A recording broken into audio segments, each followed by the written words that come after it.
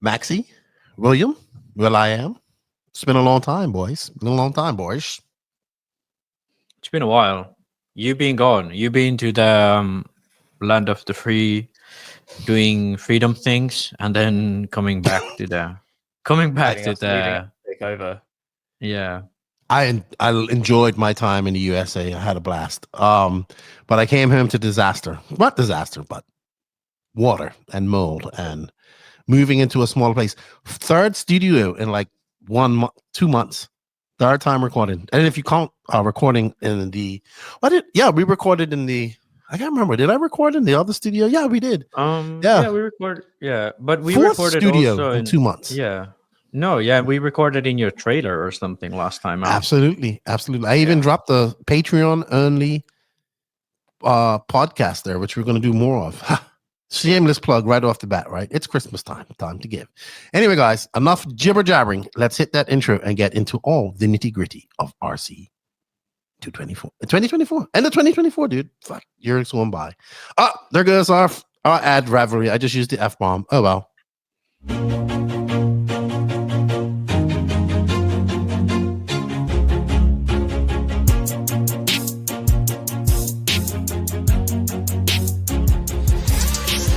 Nitro is the glory, but e-buggy pays the bills. Welcome to the No Name RC podcast. Get ready for some serious bench racing. But be warned, we speak our minds, express our thoughts, and sometimes things can get a little rowdy. Hate, and he just was influenced by the hate coming from the left, the hate coming from the right, and let's get back to more club racing and less of this grabbing racing. It's hard not to be arrogant when you're always right. You know? See what I mean? That's exactly why people call you arrogant, Max. You may not agree with everything we say, but it's definitely worth a listen. And our pick, can you stop whatever you're doing? Join your host, Lefty the Great, with co-hosts and guests as they get together to chat RC. Hey, after that race that I watched this morning, I have to talk about it.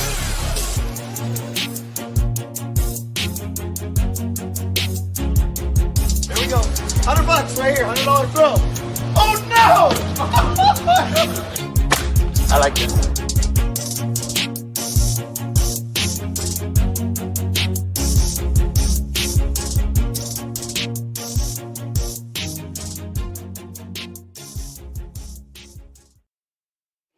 Yes, indeed. Yes, indeed. Nitro's the glory. But E-Buggy pays the bills, and E-Truggy is now my favorite class in the world.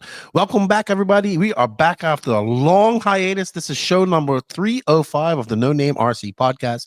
I'm your host, Keenan, the E-Truggiest White, Lefty the Great, a.k.a. Lefty the Great. And in the middle is Middleman Max, my co-host, and our co-host, Will I am tuning in from the UK. Max is obviously in Finland. And guys, it's good to be back. It's been a while since we've recorded. We did record our show 204 while I was on my Southeast tour, touring some of the races there in the Southeast. A big shout out to everybody in the Southeast. Had a blast with all my RC family there. Thank you to Elite RC Productions, Lance McDonald, for all that opportunity. I had a blast, got to race, do all that stuff. We're going to talk about all of that stuff, but welcome back, guys. Good to see you all. Yeah. That was so long and delayed. Why was that so delayed? I don't know. I wasn't expecting just for the viewers. Yeah. I wasn't expecting that. You know, this is what happens when we don't do a podcast for a month, pretty much at this point. Yeah, I don't know. I was kind of awaiting that emergency podcast a bit ago. I was kind of excited. Now, when I looked at my notes from silly season, it's like 2 pages long. So that's what happens to you when you miss the busiest section of silly season. And I think like as soon as we release this one, more is coming. Yeah. So yeah, maybe we need to do like a really, really emergency one over the Christmas, because I know some people are gonna be doing some big moves. But yeah, I've been doing good. I finally managed to get my papers for graduation. So I'm officially now a Bachelor of Technology. Still a few years to go to get my master's, but yeah, sweet. Congratulations. That's kind of what's been going on in my life. Yeah, and I'm going on a holiday after Christmas. So in Finland. No. I mean, I've been going on with train all the way through Eastern Europe. Oh, like a train tour? Yeah. Okay, sweet. That sounds like fun. That sounds like a little. No wonder you can't really record, but you can always record. If I can record on the road, you can record on the road. But I know your girlfriend is going to is not going to want to see that.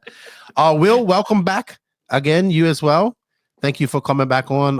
Obviously, Will is becoming a staple here on the NNRC. Go check out Will and Max's podcast that they did about Masters. I thought it was great. I think it was show 303, if I'm not mistaken. Yeah. 303. Okay. So we had a long discussion before that about what we got planned. I mean, we have Christmas coming up. I'm back. We're going to talk about all of that. But before we do that, let's pay some bills. A big shout out to everybody out there in the world, to the NNRC squad. Thank you guys for another awesome year. I hope you guys are ready for some podcast action. I think this is going to be long. A big shout out to the patrons and YouTube members. If you guys wish to support the podcast extra, you can do that. Links for that in the written description. You guys are getting Patreon only pods as well, and early releases, such perks. And a big shout out to these companies that support us in 2024. And a lot of them are staying on, which is good. And thank you. We appreciate that. They are Invisible Speed, High Tech RC, Hot Race Tires, Corsatech USA, Sidewinder Fuel, Mayako, Beach RC, Tekno RC, Clinic RC, Racecraft USA, and the Elite RC Productions. If you are a company interested in advertising with the NNRC, hit us up. I know some people have. I'm sorry, I've been very busy since I got home. We'll explain that in a second. And hit us up. We have tiers for everybody. We have some exciting news about some news advertisers coming on. Sorry. Also, a big shout out to our official no-name RC drivers: David Ronafal, Robert Battier, Alexander Hackberg, Matty G, Pekko Evening, Una Hutton, and the Iceman, Mason Fuller. Also, if you guys check out, we have some affiliate accounts or affiliate companies in our written description. All of that in the written description, showing these companies some love, shows the podcast some love. We greatly appreciate it. And help us out. We're looking to a very exciting 2025 here at the NNRC. Feels weird. So a lot of plosives coming out. My audio geek is freaking out on me because I don't have my guide. It rusted away, but we'll talk about that in a bit. Some shout outs. Happy birthday to everybody that we missed. We've been on the road. There's been lots of happy birthdays. I try to make it my thing to say happy birthday to everybody on Facebook. Thank you for my friends there. Happy birthday to everybody. And we don't have any happy birthdays today. We don't have any friends of the show. We don't have nothing. My girlfriend's mom had her birthday. So. Well, happy birthday to your future mother-in-law, Max. Yeah. Happy birthday to her. And helping out, I forgot to mention this on the last podcast, but I want to say heal up fast, Shane Albarico. So Shane Albarico was at the Florida Carpet Championships, and he was the young man who broke his leg there. So I don't know if you guys knew that, but basically there's a fence there, and he tried to hop over it, like a fence to a wall, and his leg got.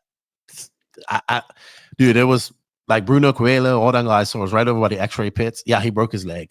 Young man. He went to the hospital. He went home. That was like on a Friday, I think it was, of Florida Carpet Champs. But he's pretty good. Yeah, it might have been Thursday because he was in the chat like Saturday watching. So if we thought it was really bad, but obviously it's bad. He broke it in two places, but he didn't. Apparently, he didn't need a whole bunch of operation and stuff like that. So, that's the first track incident I've seen where somebody gets hurt like that. I didn't even go over there. It was I couldn't, it was. I think it shook up a few people, but he's on the mend, and he will see him at the Florida Carpet Championships next year. All right, enough about that. Remember, Invisible Speed is still online. They have been a long time sponsor here or advertiser at the podcast. Obviously, I've been involved in Invisible Speed for some quite time with Joseph. And we want to thank them for their continued support. Stop scrolling. You want to be Lewis Hamilton? Learn something new with Invisible Speed. You can't do everything at 100% maximum speed. You have to be smooth. I mean, when you drive a real car, if you drive a real car, how do you just... When you get to a 90-degree corner to turn into the parking lot, do you go like that with the steering wheel? Do you like slam on the throttle and the brake? No. You probably turn the wheel smooth and get on the throttle smooth. Same thing with an RC car. If you want to learn more and make your speed visible, stop scrolling. That's right. Stop scrolling, says JQ. Stop scrolling, everybody. Don't be like Lewis Hamilton. Yes, go to the link in the written description. Use our affiliate link to purchase the course or the book. You know what? My Invisible Speed book was destroyed in my flooding. Oh no. Yeah, I haven't even read any of it. Yeah, I was gonna ask that. Have you even read it? So Well, because I used it as a prop. I use it as a prop. I have my old the first one, but when I came, it must have fell. All right, so let's just talk about that.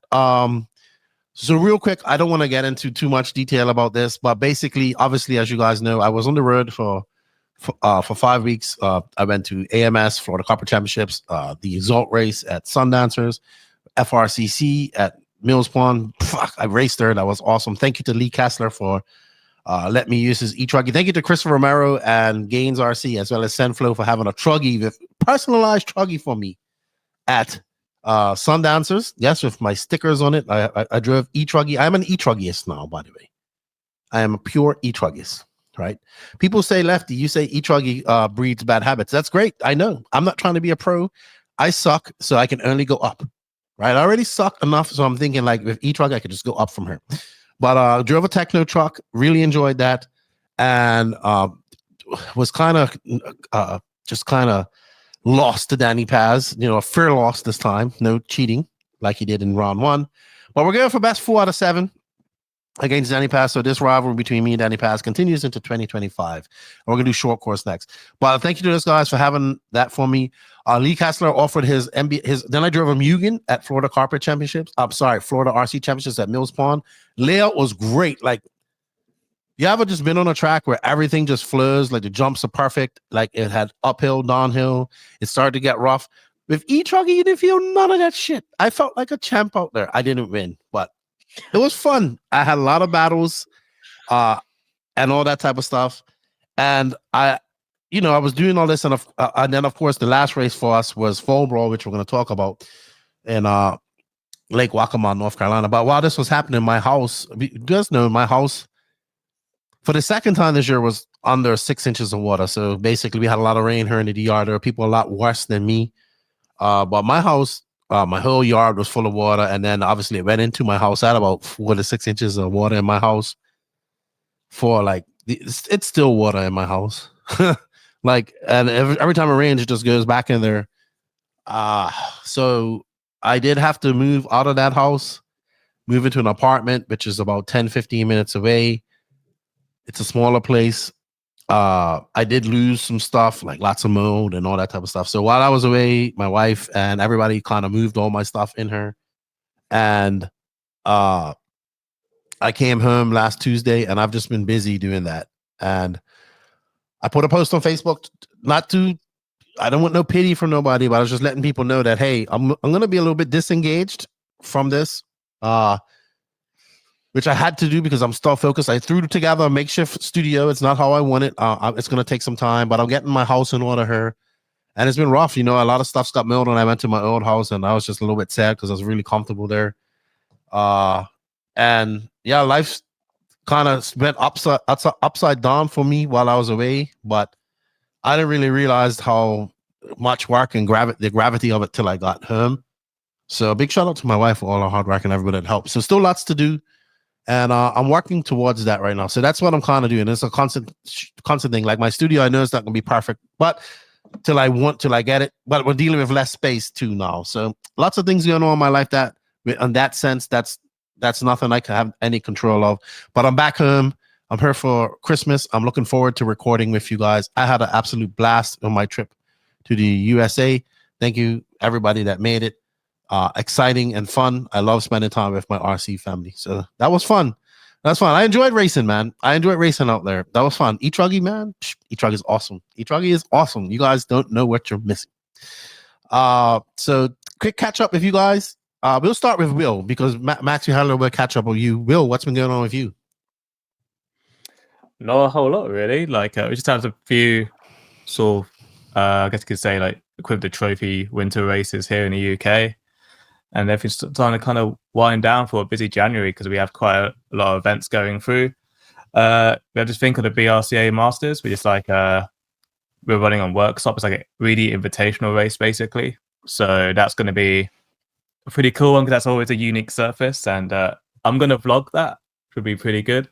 And then we have EOS, which hopefully should be a big one as well. And then the MKGP, like at in the middle of February. When is EOS? EOS is the very end of January. At dawn, right? Dawn? Yeah, back in dawn. Yeah, well, That's the only EOS race they have, right? Yeah. Yeah, One race series. Yeah, it is a bit it's of not a doing shame. very well. Yeah, but I asked Uwe when I was at ETS, just like I think everyone knows anyway, but it just sounds like they're just lacking a little bit of sponsorship from the off-road side, which is a bit of a shame. Because ETS, they can afford it because they have so much support, but it sounds like the off-road side could do a bit more help. So who knows? Maybe if someone wants to help them out and we get a bigger series in Europe again. It's incredible. Well, that's where Hootie series is trying to make a go, right? But we'll talk about that in silly season. So, Max, we kind of heard about what you had going on. Congratulations on getting your bachelor's. Congratulations on going on tour. I want to say something smart, but I don't want to activate your activists, your what's the word I called you? Your anarchy, your environmental anarchy into. I don't want to trigger that, right? I see you got your Smurf hat on, you're like Thug Smurf walking around. But thank you. It's good to see you guys, man. It's good to hang with you guys. I know we were supposed to record a emergency podcast, but life happened. I ended up doing a Patreon only pod that they recorded in the trailer. All right. So topics of this podcast, obviously we're going to talk a little bit of RC news. We're going to talk about Fall Brawl, the US Open Fuel Championships. Oh, are we not? Excuse me. 1 second, guys. Are we not going to talk about Bruno and Coelho at all? I mean, Coelho and Orlowski at all? I did watch those races finally. If not, that's fine. I don't know. I feel like the window has passed. We might do like a recap podcast of everything we missed in 2024. Maybe we need to do one like that, but I don't know. I think the window kind of passed for that one. Like, it's in the past. There's already been like at least one world championship after that. So it's like, there is. We're going to talk about that because that was an absolute disaster. Entry wise, not a disaster for that, but we're going to talk about the US Fuel Championships, which was just a badass track, by the way, which just happened this past weekend. Sampadal International RC Grand Prix. Lots of top Europeans went to this race. I have not seen. Obviously, there was no live coverage, I don't think. And because it was in China, I don't know if that's possible to live stream it. I'm sorry if my ignorance and naivety doesn't know that. We have some pictures. Red RC did some great coverage. And of course, silly season. What everybody wants to talk about is the new silly season stuff that we hear. I can tell you that my phone has not fucking stopped at all with just people sending me different strategies or different people geeking out on this stuff. And I'm just like, hey, people, I know this stuff. You know what I mean? A lot of the stuff you're telling me I already know.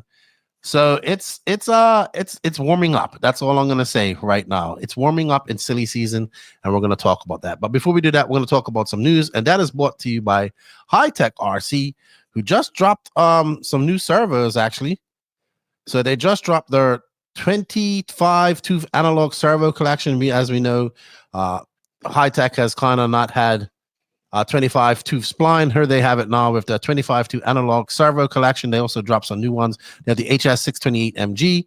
These are more probably for your basher priced smaller brands as well, or smaller cars and airplanes. And then you have the HS648MG, all 25 spline. They also just dropped some new 8-scale servos as well. And really like what High-Tech's doing on their social media. We have a link for High-Tech. You can buy directly from High-Tech now. So they are doing direct sales to customers. Go over and check them out and let them know that you heard about them on the No Name RC podcast. Thank you to High-Tech RC for their continued support. All right, guys. So I say we should just get right into this. We have some news, but we're kind of just picking out what we have. Do we want to leave the future of 10-scale IC to last? I think so, because it's going to be the last one. So let's go through a few weeks ago. Roar Racing putting out to tender for broadcasters for their events next year. So this happened because I think this is the first time it's happened, as I've known, because usually Live RC has done all the nationals because it really hasn't been anybody else, no other viable option in the USA. Obviously, now we have Mod as well as the Elite RC Productions crew. But I don't think that's going to happen because I heard that they have a 2-year contract. They signed this great 2-year contract this year, and Live RC continued to do the coverage of the Raw Nationals. But I think Raw wants to try something new. So, but I don't think they're going to be able to get a contract. So I actually think this is going to be for 2026, not 2025. So that just goes to show, man, more competition coming into the market. Live RC had a monopoly on that market for quite a long time. Obviously, one of the companies that started all of this, so kudos to them. Kind of like what RC Racing TV is going through as well over there in Europe. They're like the biggest, and they had a monopoly for a very long time over there in Europe. But now we're seeing a lot of individual associations doing their own coverage, but working in conjunction with RC Racing TV, because RC Racing TV does a lot of virtual stuff. What we ain't seeing, though, I have to say, is, and this is going to be part of my rant, we ain't seeing no effort to put any live coverage of Montpellier GP in February. So that sucks.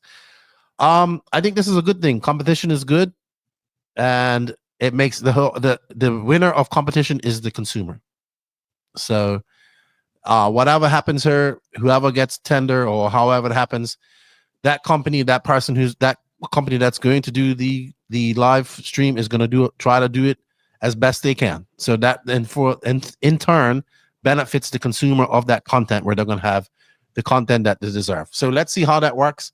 Kudos to Roar. I know a lot of people criticize them for lots of things, but kudos for them for doing this. So we'll see how that all pans out. All right, Max. I see you have sorry. Do you guys have any thoughts on that before we move on?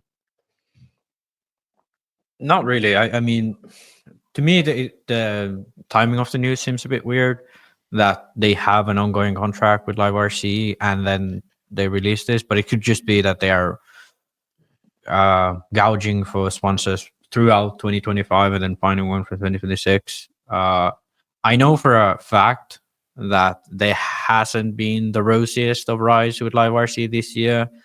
Some race organizers did not want Live RC, and then kind of they forced their way in there.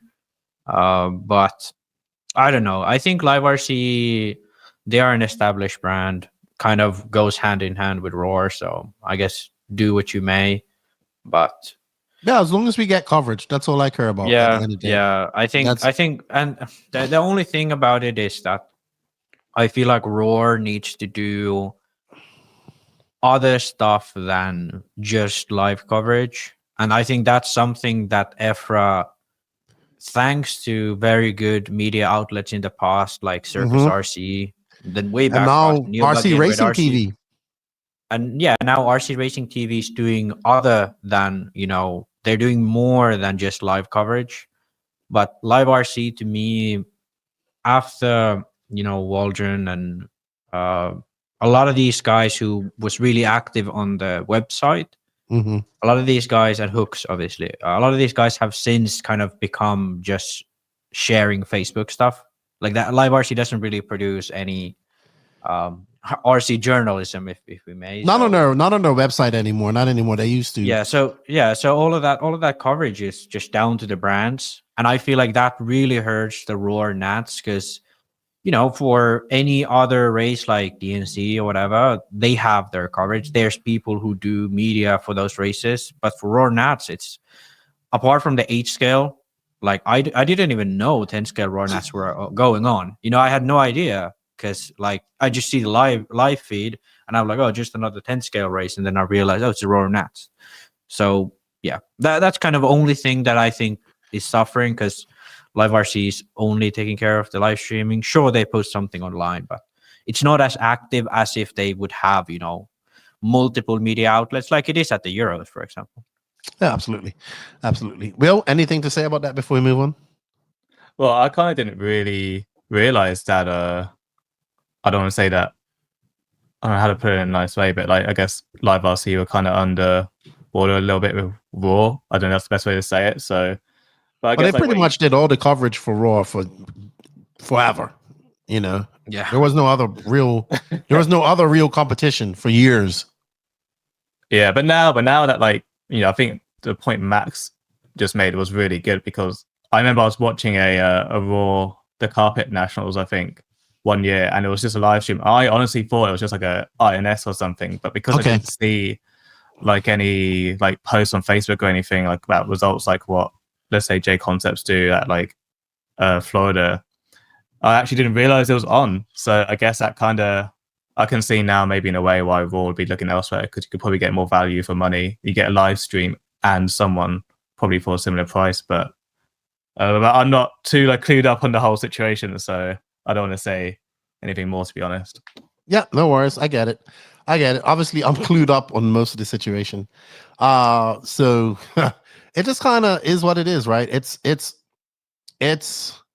not a whole. It costs, at the end of the day, it costs money to do this, right? And it costs money to get there. It costs money to get people there. It costs money to produce this and all that type of stuff. And that's what it comes down to. And it's hard, you know. Afro, I love what Afro's doing. Like now we have RC Racing TV, who has like an Afro podcast and stuff like that as well. So it's but they cool, also right? they also spend a lot of money on that. Like they Exactly. Well, they have the money pretty to much spend. like, yeah, they do. But I mean, pretty much half of the Afro budget goes to anything marketing.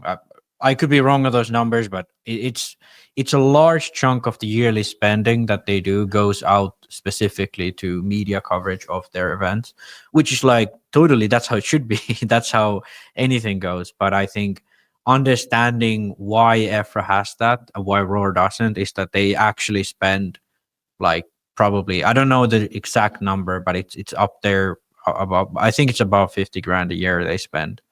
And then obviously RC Racing TV has their own sponsors. And I think the numbers for EFRA is public too. So if people were interested, they could go check it up somewhere.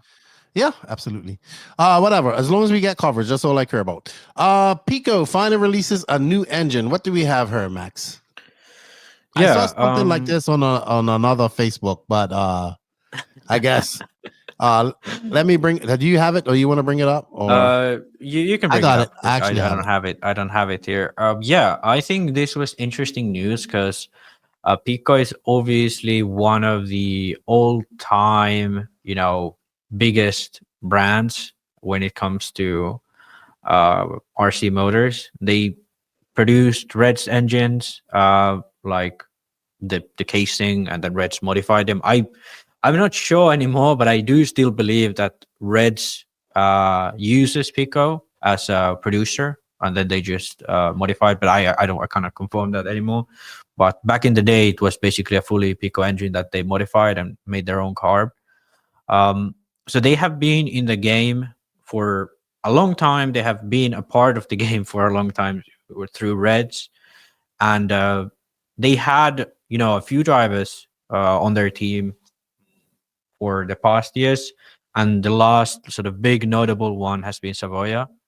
But finally, they're kind of introducing something totally new, because they've been kind of going on with their old engines, introducing small updates, but they're now introducing a new line. I mean, it's a little bit funny. It's a Pico Dix. So it sounds funny when you say it like that. This is actually how it's spelled. This. Yeah, I think that's the issue. Because for like Italians, it's this, but for anyone who like, it says 10 in French. It says 10 in French. I know, but Dix, it's well, maybe not the easiest for the American market, but I think it has value because it sticks for sure. Let's look at some of the key innovations: 10-port cylinder design, DLC crank, ceramic bearings, aluminum carburetor. The Dis reflects our relentless pursuit of perfection from its advanced crankshaft geometry, engineered to reduce flow turbulence, to its meticulously crafted components. Every detail has been designed to offer an engine as innovative as it is reliable. Experience the Pico Dis, where Italian craftsmanship meets French spirit to set a new benchmark. Hey, first competition engine from Pico we've seen in quite a long time, I would say. So, yeah, and the reason why I wanted to bring this up is because we have had Reds as the sole OS, like sole engine manufacturer against OS. Like when we think about Ultimate and Maxima in the past. All of these were OS. You know, ELRC, that's OS. So all of these engines are OS. And having now Nova pop back a year or so ago, and now Pico coming back in with Force, that's a big, like, the engine manufacturer side of Nitro is booming right now. I don't know why. I have no idea why, but I wouldn't say booming, but it's still OS dominated, and then second best is Reds. It is OS dominated, but when we think about it, like, when more manufacturers produce new models, people are naturally going to buy them. You know, people are like, people buy Novas, people buy Reds, and well, they have bought Reds for a while, but I think as soon as you get more brands in, the exit, like OS released an engine once, like every third year. They've released 3 models within the last, like, when Ongaro won the Worlds, he was running, I think, 2103, and now they're already on 2105. So in 2 years, they've released 2 models. So I think we're going to see some lot needed innovation in the Nitro engine scene. I know this is all over Will's head. He's a electric guy. So enough geeking out on the Nitro. It's good to see. If this engine doesn't do 10 minutes, then they're fucked. I hate to be say it like that, but they have to do 10 minutes. Compete. That was their issue before, that the mileage on the Picos was horrible. Will, any thoughts on the evil Nitro? It's just gone over my head, to be honest with you. Just gone over my head. I'm like, does it have an ESC? No. Okay, I don't understand it. No, it has a carb, you know. It has a carb, yeah. It's like a mechanical ESC. That's very true. I mean, like, I remember, like, Pico kind of went through, like, maybe it's just me, but I feel like they went through a period where they kind of went down a little bit. So it looks like here they've done a little bit of rebranding as well and releasing some new stuff. So it feels like they're back. So it feels like, I remember I know a bit late to this one as well, but Navarossi was like did they went bust and now they're back as Nova? How ill was that? Wrong? Something like that. Yeah. I don't want to get it wrong. I don't want to get. But Nova Rossi, basically what happened was Nova Rossi, the brand is still owned by Nova Rossi, but all of the equipment and the people who worked at Nova Rossi got bought by Nova, which is a co-op by all of the people who worked at Nova Rossi. So basically it was like a split between ownership and workers, and Nova is the workers and Nova Rossi is the owner. So the Nova Rossi brand still exists, but basically all they have is the brand and the patents and so on. So it's just like a marketing stunt. Yeah, they were actually, the owners of Nova were at AMS. Yeah. All right, let's move. Yeah, they were. They were looking for their driver, but he wasn't driving a Nova. And that's where I think the relationship started with Tebow. All right, let's move on because we got a lot to talk about. Let's talk about the Red RC article about there was a world championship that happened too. It might not have been known because there's only 58 entries, but there was a world championship that happened while we were away, and it happened. It was supposed. So here's the thing: we were supposed to do this at Elite RC Productions. It was supposed to be in Costa Rica. Costa Rica decided, hey, we can't have it due to they couldn't get the permits. Similar to Brazil, I think, because what happens in Costa Rica was noise. But it goes to the huge RC circuit in Thailand, which is a beautiful indoor asphalt touring car facility in Thailand, I believe. I'm saying Thailand like Max does. Anyway, Red RC was there doing all the coverage. They wrote an article, and this stirred up a lot of comments on our socials. I know Nicola was on there in Hot Race, and my question was, why can't we just run 10 scale? So this is about the IC or Nitro Touring Car 10 scale race that only had 58 entries, and Giles Groskamp actually won this.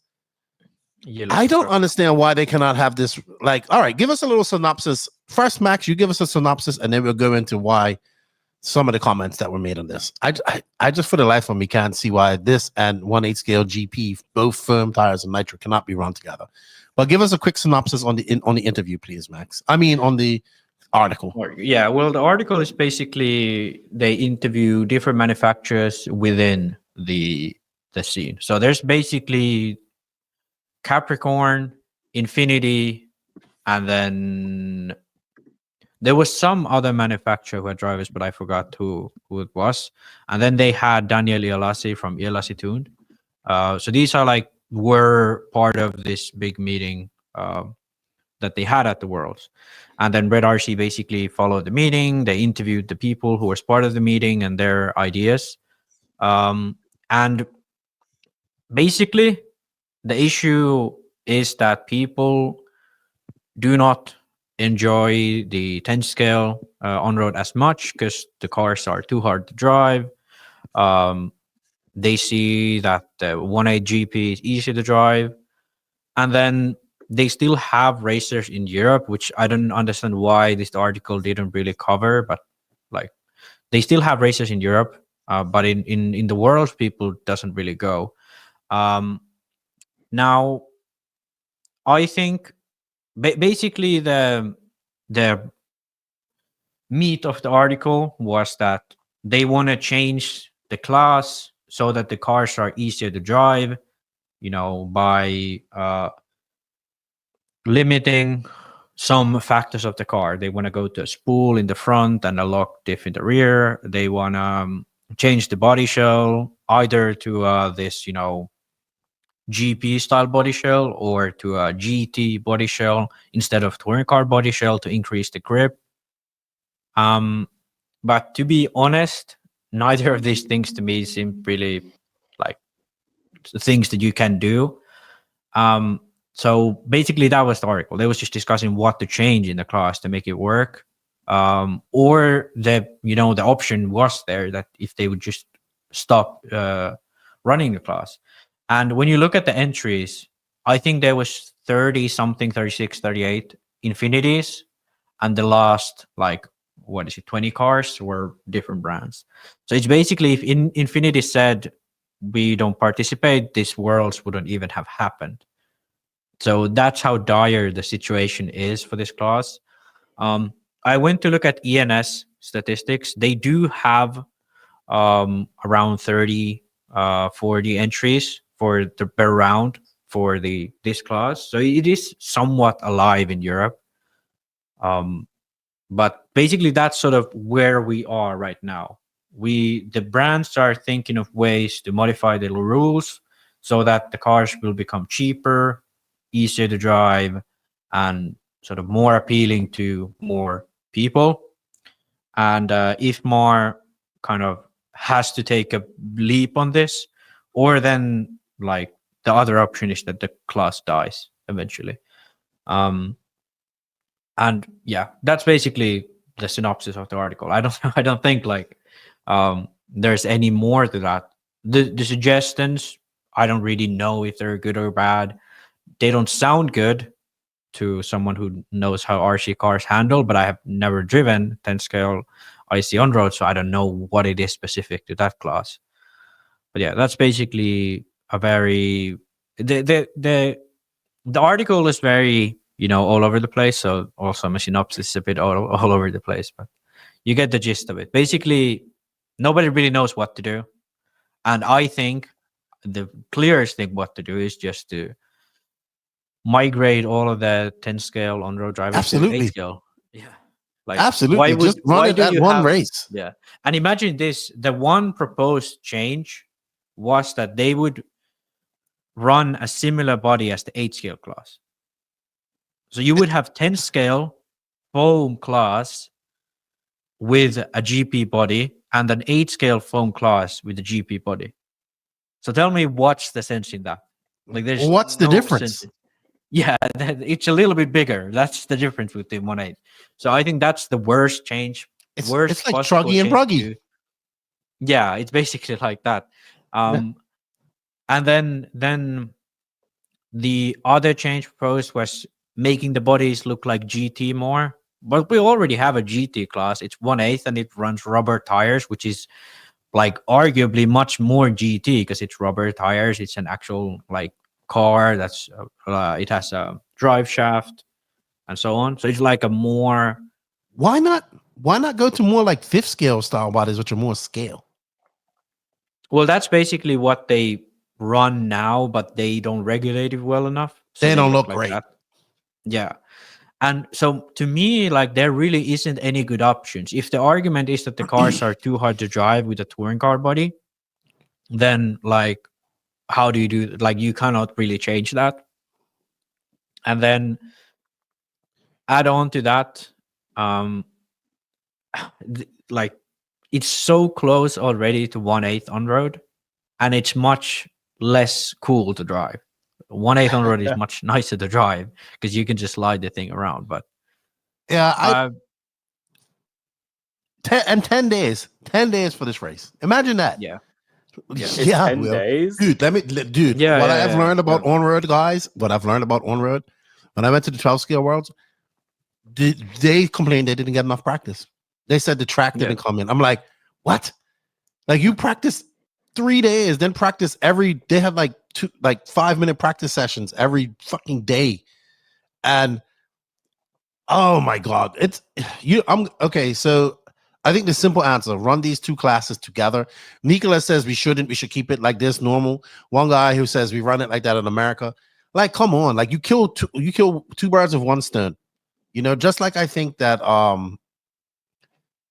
that's like I think e-buggy in like e-buggy should be run at, you know, raw nuts. Get it over and done with. You know, or even okay, you guys are a little bit different in Europe. You actually get full entries, like your full entries for your e-truggies. But if a class isn't getting the entries that is required for running, they just should run them together. There's just no difference, especially if they go to that Lola style. I don't like leave the. I need to have Nicola on her, and I need to talk to some more on-road guys about it. Nicola does want to come on her, but I'm just like, hey, dude, like it saves so much more money if you just run this all together.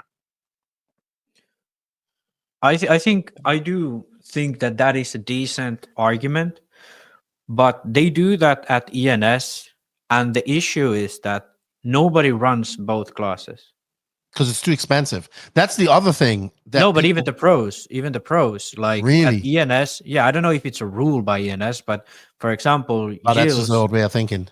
Yeah, Gilles, he runs only 1/10, and then Victor Wilk runs only 1/10. And then almost all of the rest of the big Infinity guys, they run 1/8. So also a lot has been brought up about this class is the cost of the class. It's uber expensive. But what people have to understand, it's a niche of a niche of a niche. It's like fifth scale. It's like getting into fifth scale and complaining that a fucking car, a competitive car is $7,000. That's what you got into. I don't know what happened to Max, but he's just a glyph, right? A picture. I get that, but you got to understand that this class is completely small, and these companies have to make it worth. I think a kit's like $800, and people are complaining about that, and I get it. Then it's engines and tires and all that type of stuff because the on-road game is absolutely crazy. Yeah. My thing with it is that because I just researched while I was talking how much a 10th Nitro kit is, and it's still about like almost €800. So I can imagine an 8 scale one isn't that much more. So I'm like, for the extra money, but you know, so it's a one-off cost, and okay, some people are sponsored or whatever. Like you can drive a car that's faster, more fun, and looks cooler.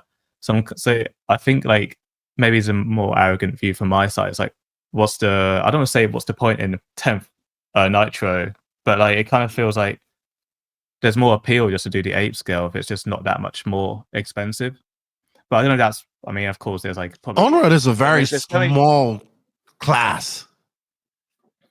Well, yeah, exactly. Like I think I heard from someone a while ago that worked at one of these RC manufacturers, and it was that they lost money making their on-road platform, and it was because they had the off-road stuff that made money. Or I know I'm really biased here being an off-road guy, but I remember someone told me this, and it's like their on-road platform basically lost money, or they would make so little of them. I think like in a lifetime of one of their kits, I think I overheard they made maybe just 500 of a certain model, and that was it. Interesting. I think the only thing is like I know some people like this class just needs to die. If it has to, it has to. I mean, you can't. I can't see companies actually Maybe it's different in Europe. I don't know. Keep it in Europe where it's popular. Run it at the same time. But the I issue don't. is it's not even popular in Europe, really. It's Well, then I don't know what to say. The thing is that in Finland, for example, we stopped running 1/10 Nitro on road. What it is now 5 years ago. In Sweden, in Denmark, they was trying to help the Nordics for this class. It got like 3 entries, whatever. Wow.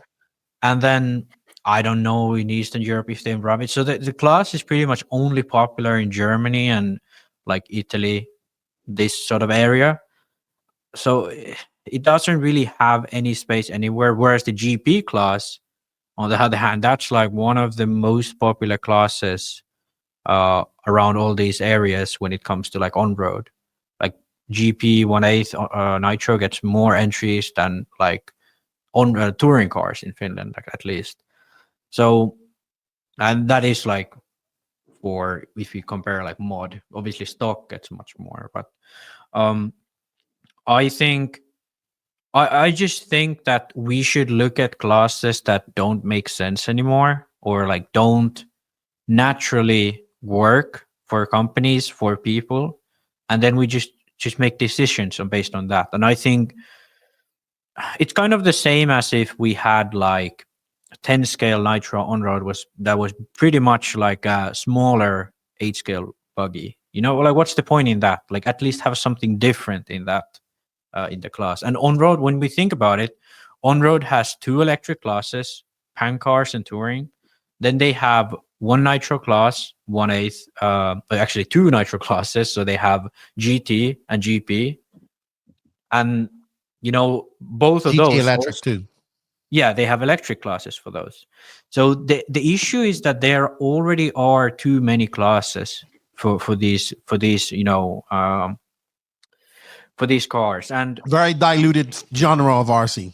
it's very diluted. And then when you think about 8 scale, like sure, Truggy is a thing and E-Truggy is a thing, and I think that is diluting as well. But then again, like There's way more E-Truggy entries. Just yeah, the the thing with that is it's those all go on the same track at the same time and it works. But if you try to put up a Truggy only roar nats, it wouldn't happen. Nobody would go. Why would anyone go? They did. I think it would be successful now, but I think it should just be split.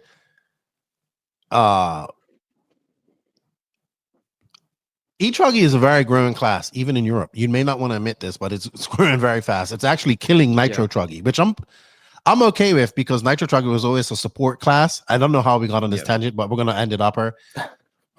E-Truggy is easier. It's set it and forget it. It's getting people into RC. Yes, it creates bad habits. I love it. Don't talk about E-Truggy.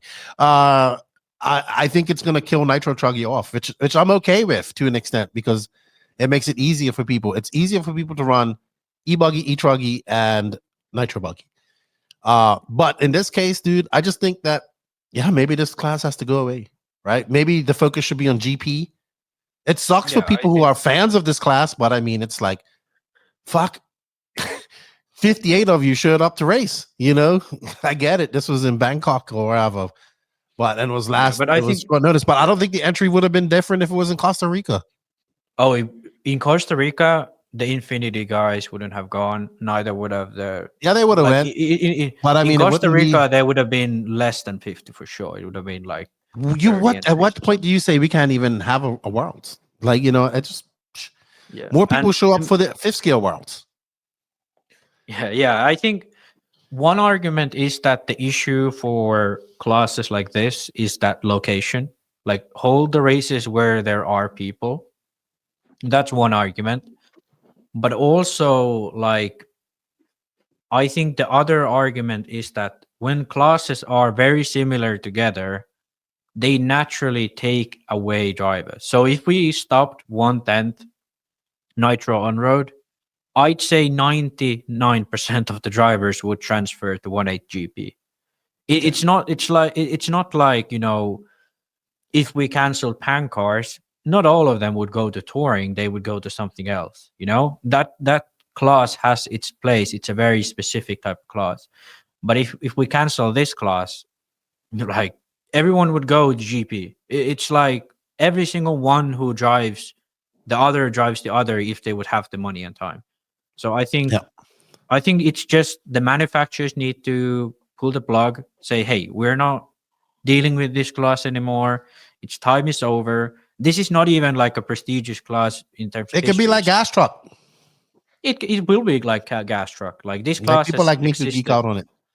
Yeah. All right. Well, we kind of beat this horse to death. Will, anything else to say before we move on? We got to talk about some races here. Then we got to get into the, the stuff we're all waiting for.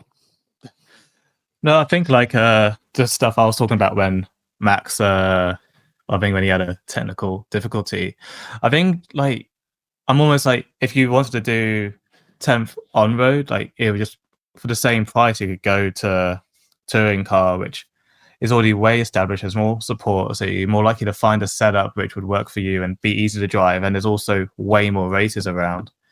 And then like the other side is like if you want the Nitro, like if you want to run it Nitro for like I mean how much more would the on-road 8th scale kit cost? Like not that much more, and it's faster, they look cooler, there's way more they drive better, more hype around it, and like I'm kind of like for the same money would it just not make sense to do that instead? So I feel like if you like 10th Nitro touring is more of like a really I mean I've never driven it, I've never really seen one in, so like it's kind of like hard to say like what kind of market that would suit, because I don't know if there's a particular drive if they handle like similar to a 10th electric touring car, but obviously then they run on foam tires, so it's kind of like I think being true, it's hard to kind of say like where exactly it fits in, because there's like other options which would be just, in my opinion, maybe a bit more better. So for how much it costs as well, I personally struggle to see the appeal, but maybe that's me being arrogant, but that's what I think about it. Yeah, I would like to also hear the opinions of those who like absolutely love the class. Like, because to me the issue, like the argument right now is people want it, either people don't actually care about the class, and then the other argument is like we have to do something just to keep the class going. But I have never heard anyone be like, this is the best thing ever, we have to keep it happening. Kind of like gas truck, people are absolutely enthusiastic about gas truck, so that's why it kind of is coming back. But I don't really hear people. Yeah, but it's not coming back to what you think it is. It's not going to be. No. I don't mean like that. But I mean like, are people gonna miss this class like 10 years from now? I don't think they are. I really don't think they are.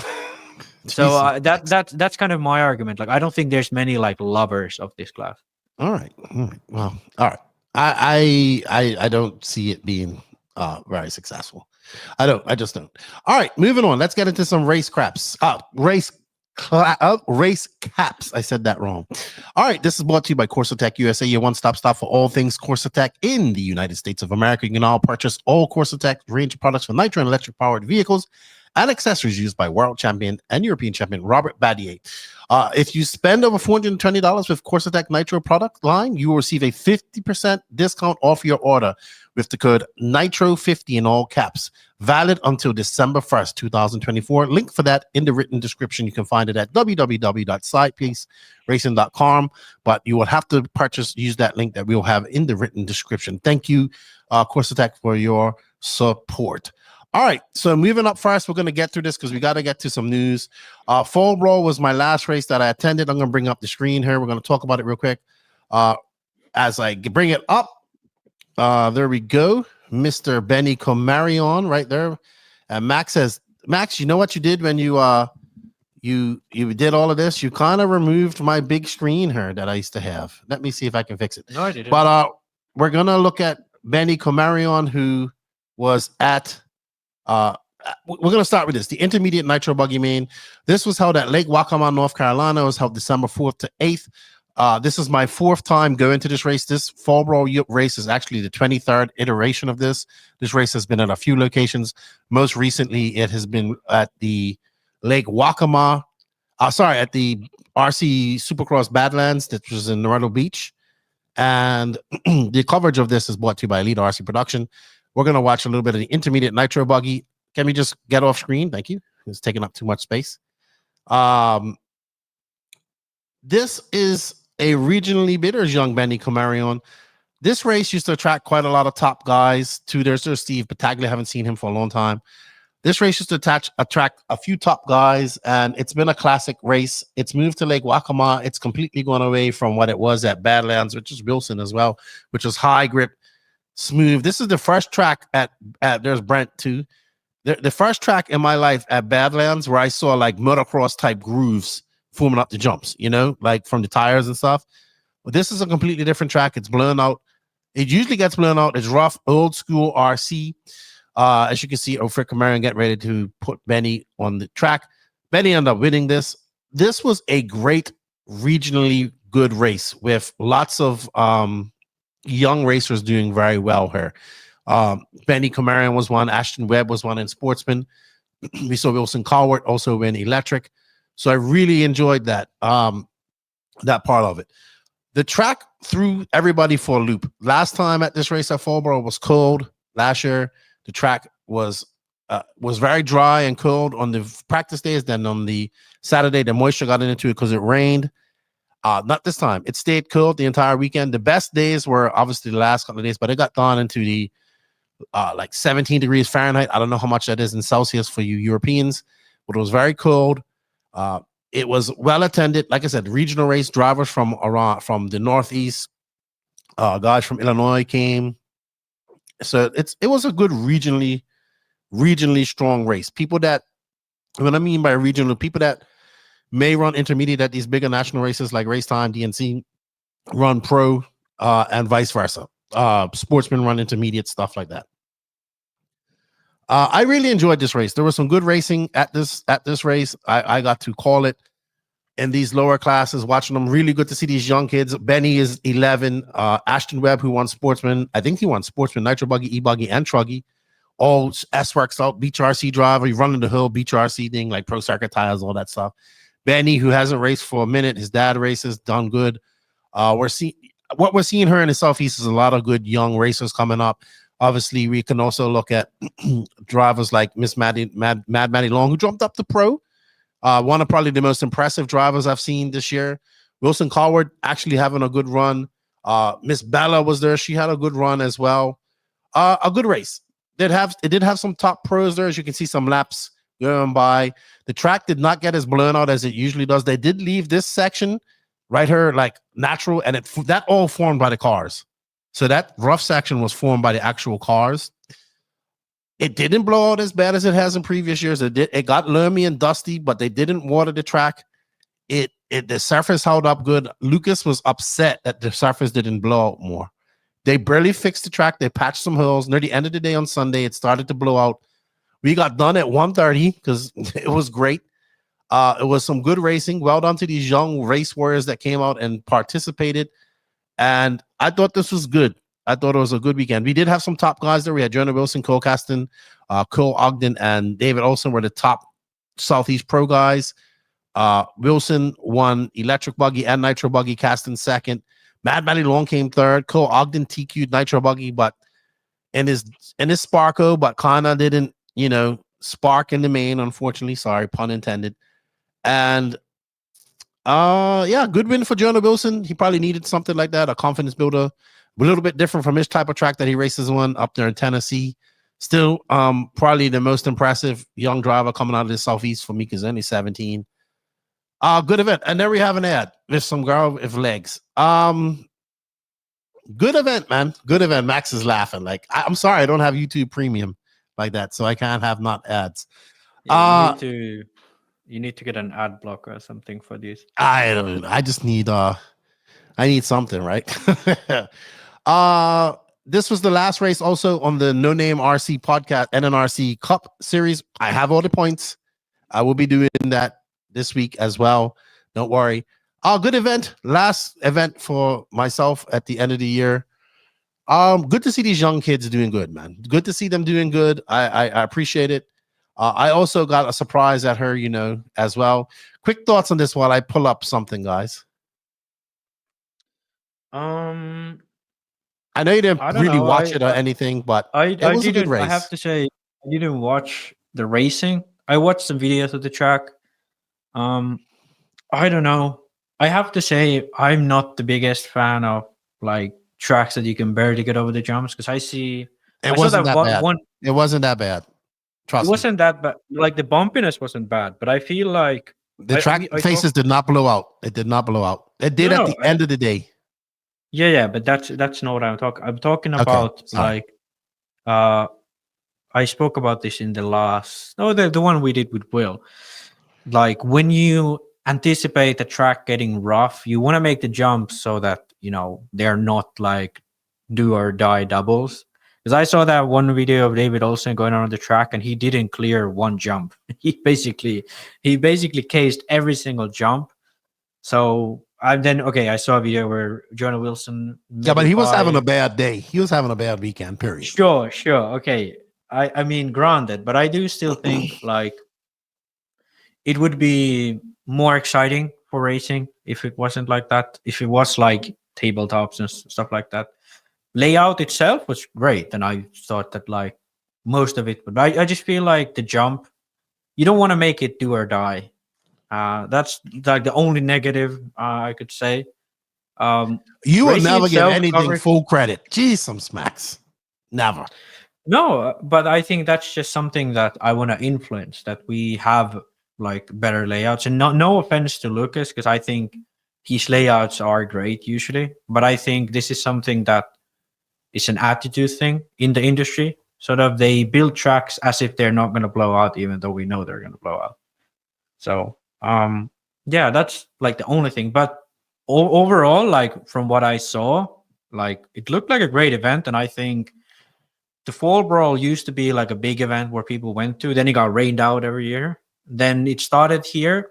And I feel like with the coverage you guys do and everything, I think it could become one of these big events at the end of the year again. Because, AMS, it's late, but, at the end of the year, there really aren't many events in America. Like there's also always like on the West Coast, they have some events, but in the East, like since Fall Brawl kind of dipped back, they haven't really had one. So I think this has the potential to become one. So it's interesting. And their location seems pretty good. I don't really know what it's like to be there, but I don't know. It seems promising. Absolutely. You know what? We need to hurry up and get back onto the other stuff because Will's kind of lost with all this American 8-scale talk. Something happened. Well, we have some more. Yeah, we're going to talk about Adobe. It was good. I enjoyed it. Thank you to Brent for having us there. Thank you to everybody that showed us support. Congratulations to everybody done well. And even I won something. I didn't win it, but I want to say a big thank you to Mr. Wilson Coward. It was him and Blake and his dad. So we waffled off a Tekno truck, the ET48 2.0 e-truggy. They won it. And Wilson is an X-ray driver. And so I think Blake just said, hey, I'll give you some money. And they gave it to me. So now I have an e-truggy. It's going to get built and get electronics put in it. And I'll have an e-truggy of my own to race when I go to America. So thank you, Wilson. Thank you, Blake, for that. That actually brought tears to my eyes. And I met this other nice young kid named Killian. He's got a YouTube channel. Go check it out. Instagram channel. He gave me a trophy, but I think my daughter stole it. She was here the other day, and I think she stole it, but she wanted it so bad, I think she took it home. And then another guys, the Brisbanes, they have a YouTube channel called Dawn and Quiet. They're from up the rock. Father and son that race. I met their mom. Nice people. Really good people, man. I really enjoy going to these races. And it was some good racing. Good racing, nonetheless. All right. Moving on, the other big race which happened this past weekend. 2 races happened this past weekend was the U.S. Open Fuel Championships that happened December 13th to 15th at Adobe Mountain RC Speedway. Some of the pre-race talk about this is IFMAR format, always has been. Final race was under TLR. Final race under the TLR banner for Phend. We're going to talk about that, but yes. I'm going to bring up video because I thought the freaking layout was awesome. Brought to you by Factory Tracks. There's in the links. There's the links in the notes. Okay, I got it. Don't worry. I got it, buddy. We're going to bring up so we can see the track. Coverage was by Mod. So kudos to Mod for the coverage. Let's have a look at this track. It was awesome. We're going to bring it up here in a second. Oop, sorry. Oh, there we go. Messing things up here. There we go. There we go. I think this was the best layout I've seen in a long time. It did blow out a little bit. We had Mayfield. This is the 60-minute open Nitro buggy final. We had Mayfield. Ryan Lutz actually was TQ. Ryan Mayfield, Dakotah Phend, Josh V. Hill, Spinrad, Pavitas, Fenster, Heckert, Robinson, Fishback, who bumped up, Treehorn, two brother. I guess it's brothers, JV Hill and Westergaard. So there's Phend, man. Last time we're probably going to see Phend in a TLR. There's Mayfield. This is one of the races that Mayfield goes to. Lutz had a good weekend. Lutz actually won Truggy, finished second in E-Buggy. Still the only guy out there at AKA Tires. We'll see the race start here in a minute. It did take a while. I thought this was another. There's Dylan Peterson pitting for Phend. I wonder if that's something we're going to see in the future. He was pitting him as well. But track looks awesome. We're going to watch a few laps of this. There's Deanna Etchenberg. There's Trevor Erlins. I think that's Trevor Erlins. I call him David Ungaro's doppelganger. I think this was a great track, great layout. It's kind of at the end of the year, kind of suffers from the same thing as Fall Brawl does. End of the year, hard to get a lot of people there, people in Christmas mood, but good to see Fender. Heard he was testing on a new car there as well. So, what event? The Dakotah Phend at this event might have tested a car. But let's have a quick lap of the track. There we see Ryan Lutz. I want Ryan Lutz to go back to his reg. I don't like the white in his paint job. It throws me off. I really like his paint. Ryan Lutz, can we please go back to your traditional paint job? Please. But Keenan, he's getting old. He needs he's some smacks. He needs the visibility. Like Mayfield, he runs his white paint. Yeah, I get it. It happens to all of us. Well, let's talk about Lutz. Lutz has had an impressive 2 years on the Kyosho. Don't see that changing at all. Good weekend for him. Yes, not all the top guys here, but Lutz has had a good time, good race at these type of events. Like we saw him take it to Mayfield at the Mugen Challenge, beat him. Man, this track layout's awesome. I would fail at this track layout completely with all these jumps. They had a good battle going for most of this race, I believe. But Lutz, he crashed to something. And Mayfield takes the win. Probably a nice booster, confidence booster going in for Mayfield going into 2025, as well as Lutz. And bittersweet for Dakotah Phend, probably his last 8-scale race, or confirmed last 8-scale race under the TLR banner. Kudos to Tim Lime for putting on a good race. I guess one of the big points here is that Camden Lime not making the final. Was in the semi, kind of blew out of that. Got in, I was told he got into the lead for the LCQ and had a 11-second, 13-second lead, crashed, and then just fucking lost it. So, Camden Lime also on his new tires. Yeah. For Camden, it's interesting because he does very well in one class and then really bad in others, because he finished third in E-Buggy.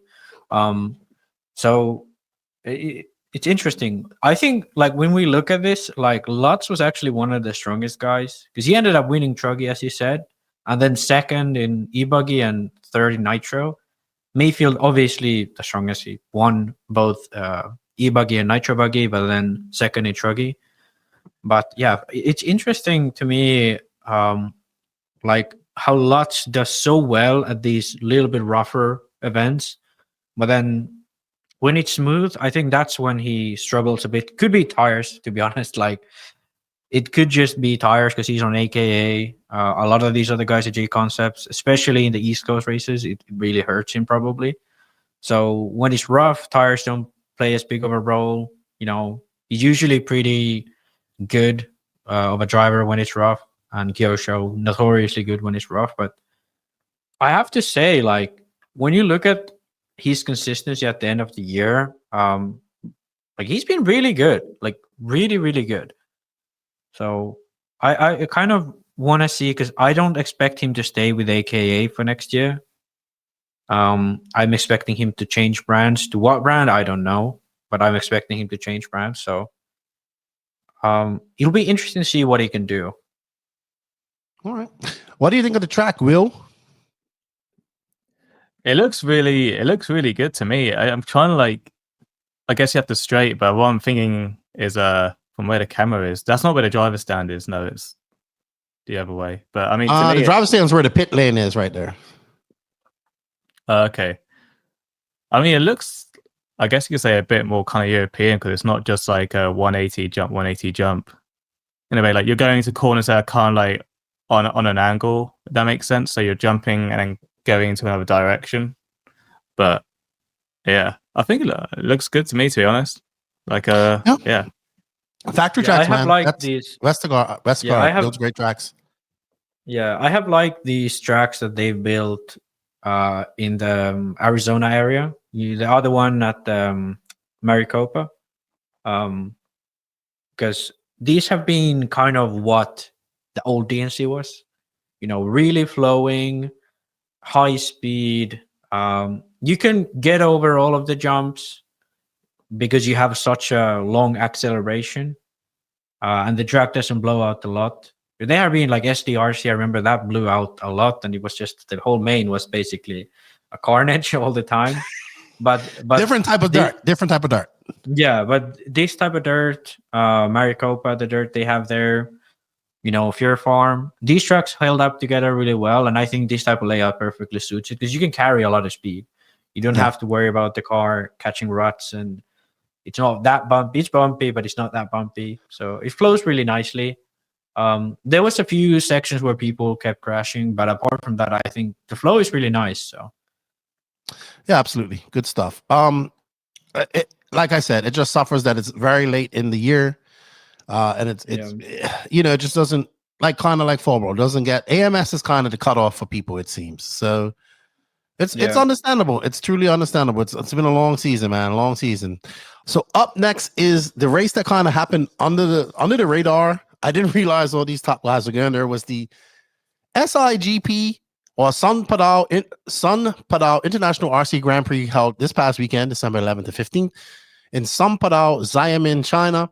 This race has happened before. I know Joseph's been to this race before. He was at this race this weekend as well.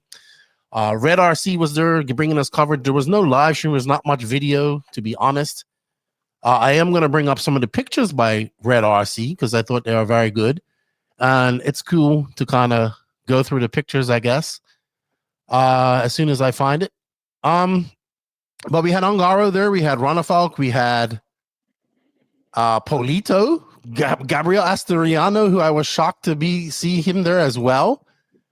We had some fast guys here. I was very shocked at the amount of pro guys there, Max.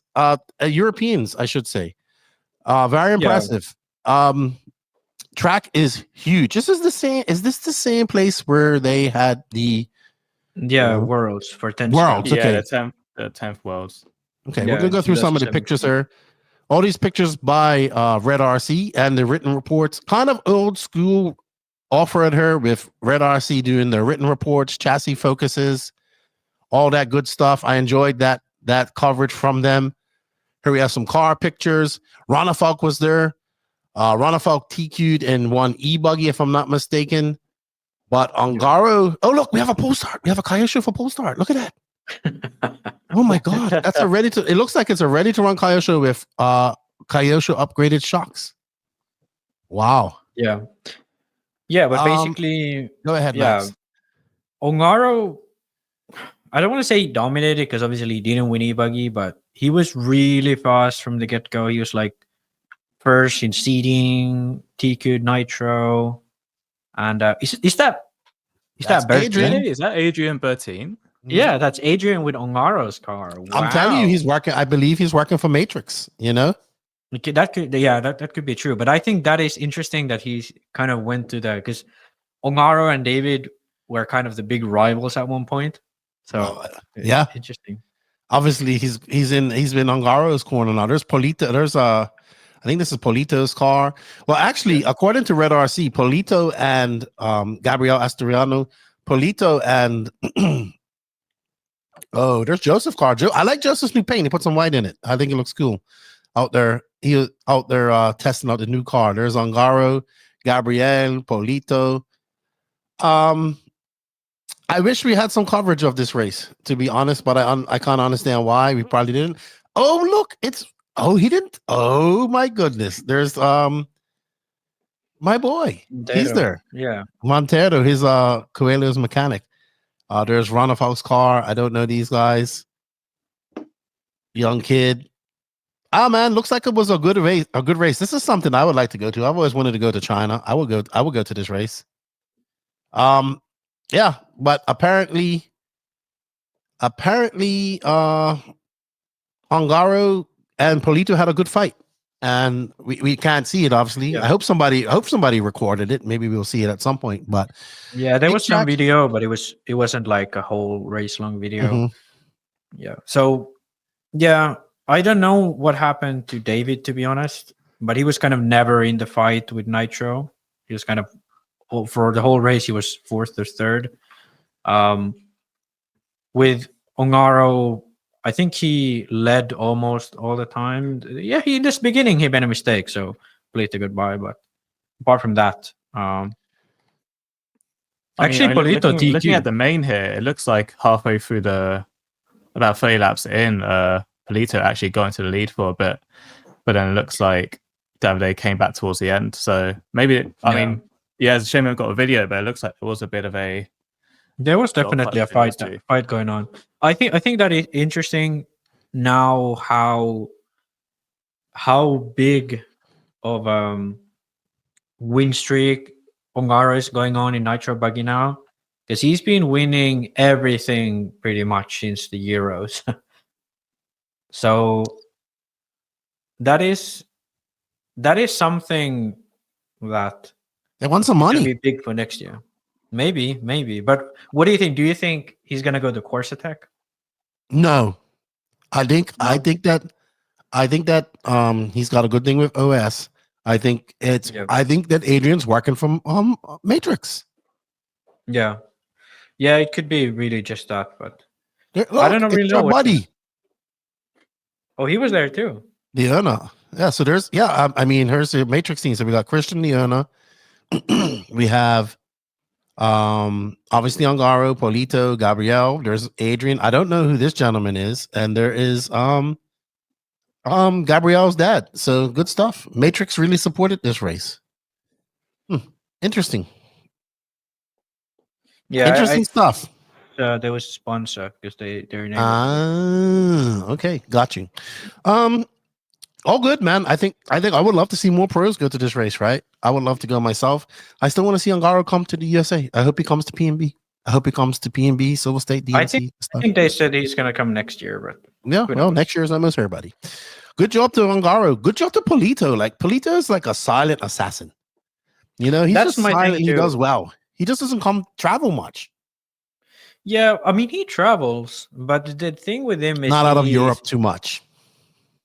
No, but I mean neither does any of the others really.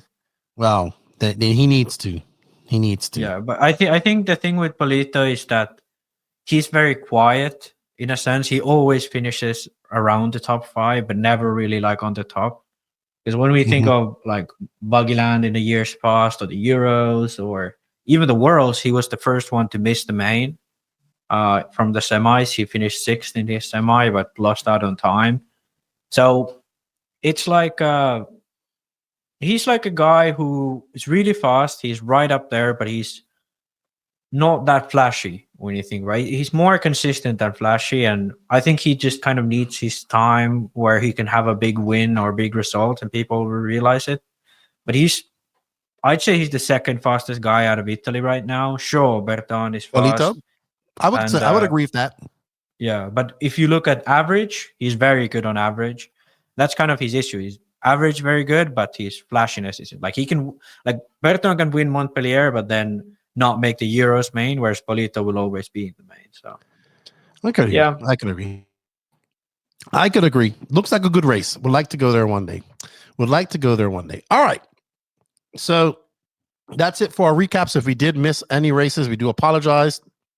Up next, we have I have to say, congratulations to all the winners, podium finishers. I look forward to the 2025 season and seeing these guys racing.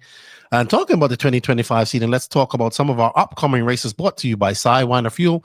Morgan Fuel has been collaborating with many of the world's top drivers for over 40 years. This has enabled us to test our fuels in many of the most challenging situations and take the development of competition fuels to the next level. The result is Sidewinder, the market's most powerful racing fuel. This fuel is track tested and proven by national and world champions, including Ryan Cavallari, Ryan Mayfield, Greg Degani, Mark Vitas, and many more.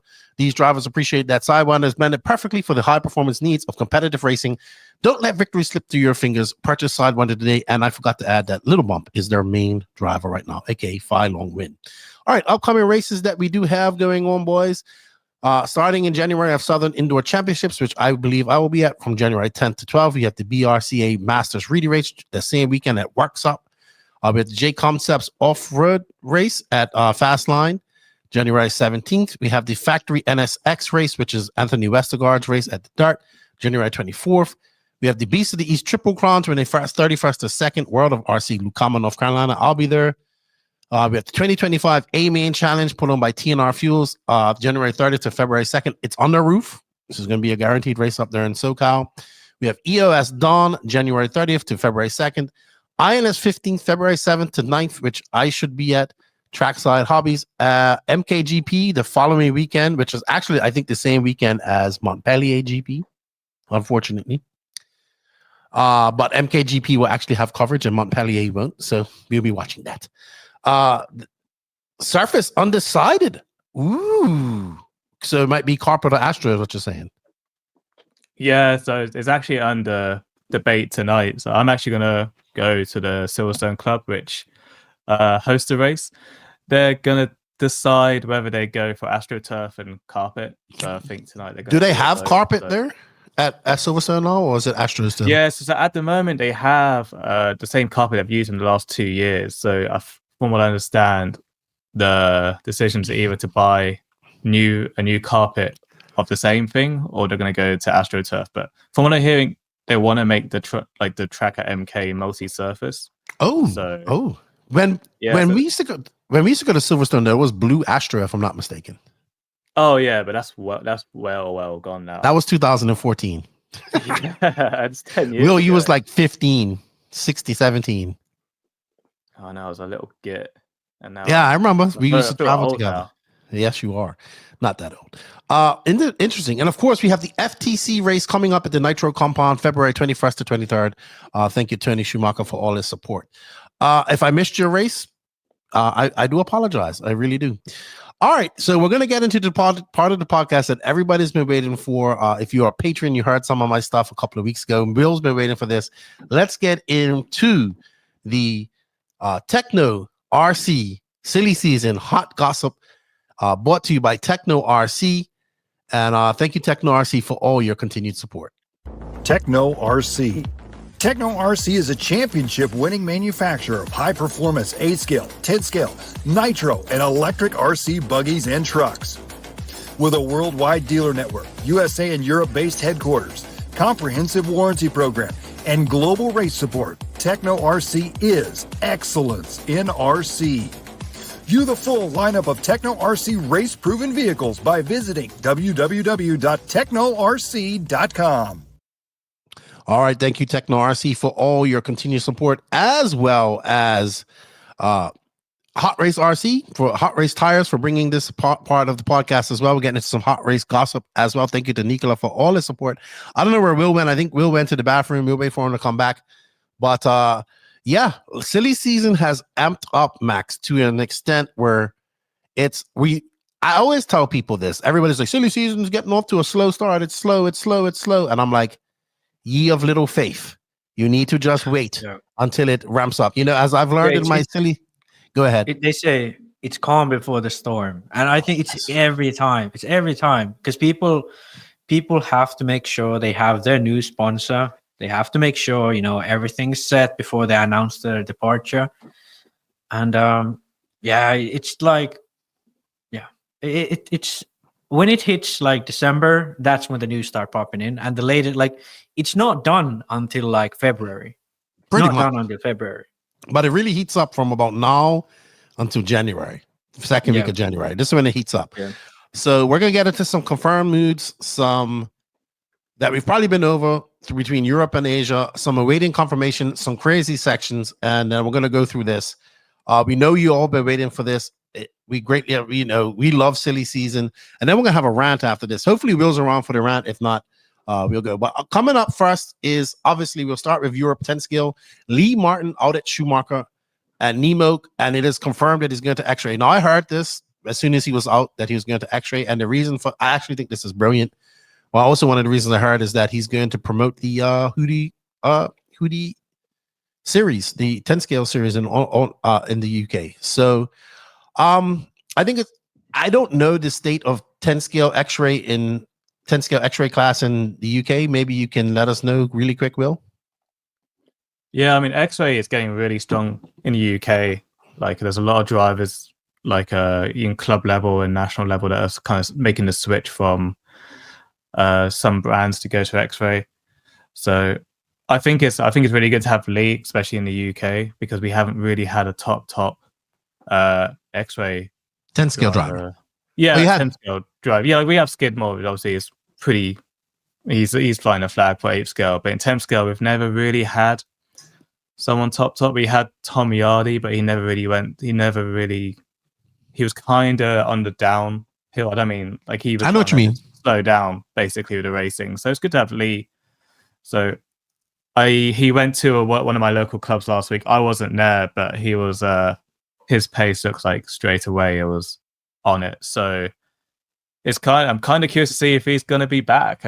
I really think that he'll do really well now with the XRAY cars. Be interesting to see how he does at EOS and then. I don't think his results matter at this point. I don't think so. I mean, yeah, you got a point. I mean, I think even his kind of legacy, I don't say legacy, but I think that kind of carries him a lot as well. But I mean, he's still got it, but I'm curious how it will do with the new cars. So I guess we're looking at possibly a round in the Hoodie series in the UK. How do you think this is going to go over? I actually didn't realize XRAY were running a Hoodie series. I thought it was more just something they just the XRS. Is this like a new series they're doing? Like basically replace the EOS? Yeah. Oh, off-road. Yeah, basically, they used to do the XRS, and that was kind of XRAY racing series. It was pretty much only located in the eastern, so Slovakia, Poland, Czech Republic, like these countries, which is their area, and it's actually been doing really well. But I think it was at the Worlds where they held a press conference for the new Hoodie series. So I think this is kind of the issue why we don't have EOS, because XRAY used to sponsor EOS, but since of that sort of falling out, the only sponsor for EOS I think is Schumacher, maybe Associated. I don't know how much they sponsor. So XRAY or Hoodie, instead of going the route to sponsoring EOS, they are now looking to build a whole Hoodie series, which will cover, I'm assuming, more parts of. So it will. I assume this will try to replicate what EOS was. So there will be this Hoodie series across Europe for at least 10 scale off-road, but I assume on-road too. And they'll seek to hold races all over. But I don't really know anything specific, but that's kind of the sort of goal of the series, to become like EOS. And that's why they branded it to Hoodie instead of XRS, so it's more broad, so it doesn't limit any brands or whatever. Definitely will give EOS some competition, which is needed with only one round, But I think this is a good move for XRAY, good move for Lee. I think it's on a Can we talk a little bit about 8 scale for Lee? What, Lee going to 8 scale and XRAY? Because the thing is, he was with Nemo since he's like leaving of Infinity, but I have literally not heard anything from him all year outside of the UK in 8 scale. So I think like the Nemo thing has been kind of a split for a while now with Lee, because I've been only really seeing any Schumacher stuff for him, no Nemo stuff at all. And I think he's going to be one of those additional XRAY guys to go to these big events like Euros and so on. And I don't really see a reason why XRAY wouldn't send him, because I think he's still pretty fast in 8 scale. So I don't know. What do you think about that? Do you think he's gonna be a factor, or do you think he's just gonna be focusing on 10 scale? That is Skid Moore's. I think his focus will be 10 scale. I'm sure he will do some 8 scale. I mean, the 'Cause post I only think- says XB to XB4, so I. Oh, that's a good reckon point. It was only for 10th scale, so it didn't mention anything about 8 scale. So That's a I'm good not sure if point. that means he's going to do any 8 scale at all, or if he's still somehow with Nemo. I don't see how that's going to be possible because Nemo also has a 10 scale program coming out too. I think he just. Oh, he's not going to be staying at Nemo. That's for sure. Yeah. Yeah. All right. I think it's a good move for Lee. And something that he probably deserves in his twilight of his career, still being involved in the industry. All right. Moving on next. Noah Ben Mohammed out from XRAY joins Schumacher. Kind of no brainer here. It's kind of where you go if you're a 10 scale guy. You either go to Schumacher or XRAY or Associated, right? Good for him. I think France needs to push in. I think Schumacher needs to push in France. I don't know any other top French Schumacher drivers. I could be wrong. He's still young. We had that incident with him at the World Series. The Euros here with him over celebrating and stuff like that. Someone sent me a video of a guy over celebrating at the 5th scale World or 5th scale Euros or something like that. I have to bring it up. Remind me to put that on the next podcast. I think this is a good move for Ben Mohammed. He is a 10 scale guy. He has flirted with some 8 scale, but obviously 10 scale. Still young, still has potential. Good move for him and Schumacher, in my opinion. Yeah, I don't know. I think with XRAY, they certainly have some problems with XRAY. I think. You mean personally? I don't know what. Right. But okay. you remember that time they announced that they will be stopping RC, and then it was a joke. Well, yes. The thing with XRAYs, I know for a fact that they have contract clauses that if people do well enough, they will automatically get an extension to their contract. So this was the issue with Volanka, that he had a contract with XRAY and he wanted to get out of XRAY, but he was doing well enough at races where the clauses in the contract would automatically extend the contract. And I know for a fact that there have been some other drivers who had the same thing. It's good if you are doing well and you want to continue, but if you want to leave, it's a little bit like annoying because you have to like kind of break the contract. So I obviously don't know if this was the case for them, but I'd imagine that they already wanted to leave XRAY at the end of the year. And then because of the fact that they were still in RC, the contract clauses made that happen. And that retirement thing was kind of for that. This is a theory, only a theory. I don't really know if this has any truth behind it. But I do believe that, like, why else would they say they are retiring and then signing for another brand at the end of the year? And the whole debacle. Sure, it could have been an internal thing with his dad and him, and they had a disagreement, and he called like, you need to focus on school or whatever instead of RC. I don't know, but this is a very big possibility that to get out of the contract clause, they effectively retired to make their case that they would leave at the end of the year. A quirky way in the XRAY contracts, but he's not the first one to do it. You remember Wolanka retired for 6 months and then came back with a full-time SWORKz deal since he left XRAY. So it's not like a first guy to do it. So yeah, probably if you ask any XRAY guy, they would say, no, nothing like this. But I don't know. It could be a thing. Who knows? But he has proven himself. He's good. He's also good in 8 scale. He is finished like top of the B main at E-Buggy Euros. He's not bad at 8 scale off-road. So I'm looking at this from an angle of maybe some 8 scale brand will pick him up as well. Maybe he'll drive like a Mugen, who knows, like a French based team. Maybe Kyosho, who knows. I don't know how Savoya is with the scene with them or anyone. I do know he runs Corsa Tech, so maybe Bertin will take him under his wing, put him on an 8 scale program, or then he just focuses on 10 scale. Who knows? But he's a very interesting driver for the future years because he's still very, very young and he's incredibly fast. Okay. All right. Will, anything to say before we move on? No, I mean, I heard. Well, I kind of heard more from you guys at Ben. I didn't realize he did have, I guess, say some issues with XRAY or whatever, because I thought XRAY really suited him from a driving style. So yeah, I was surprised he actually left and went to Schumacher.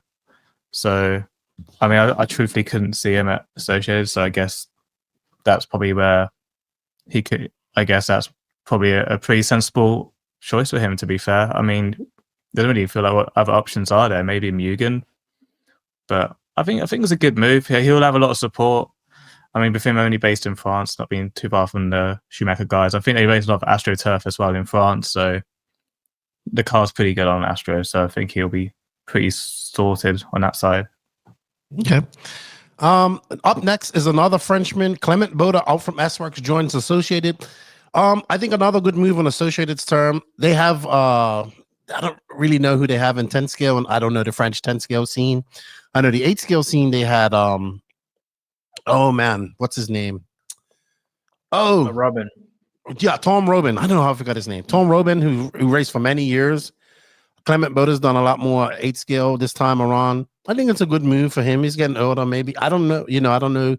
Clement Boda had that spark where he was really, really good, right? And people thought he was going to be like a national champion or European champion at some point. I don't think he's at that level anymore, but he can still go out there. He still wants to go. Yeah. I think it's a good move for them, getting a foot in the door with Associated in a different thing. Yeah, because he made the Euros main in 2017. Yeah, 2017 he made the Euros main with Associated. Since then he's been like on a high level around Europe, making mains at different events. I don't know when it was, but he left Associated for SWORKz, and since then he really didn't get much done outside of France. He won French races, and I do believe he won a championship too, but outside of France he didn't get much done. And I think now he kind of realized that going to SWORKz wasn't his thing. Back to Associated. This is kind of his like last chance of trying to make it pro. I think he's young enough; he can still have a shot at it, and he's good enough where he can have a shot at it. But it'll be tougher now because he's older. He has to really get good results. And I think one thing for him is he also has a lot of competition at Associated. Karup, the Hall brothers, Jona. There's so many fast Associated guys. He'll be good in France. London. That's where it's needed. Yeah, he'll be great for them, the French distribution, because I believe in France, the 10 scale market has kind of went a bit like scattered because there's so many brands. All of the top guys were at different brands. XRAY, and some was in SWORKz. They were still somewhat of an Associated presence thanks to CML, but it's been weird. But I think now it'll be. I think this is kind of where he should be. So let's see how it goes. Oh, absolutely. Thoughts, Mr. Team Associated guy?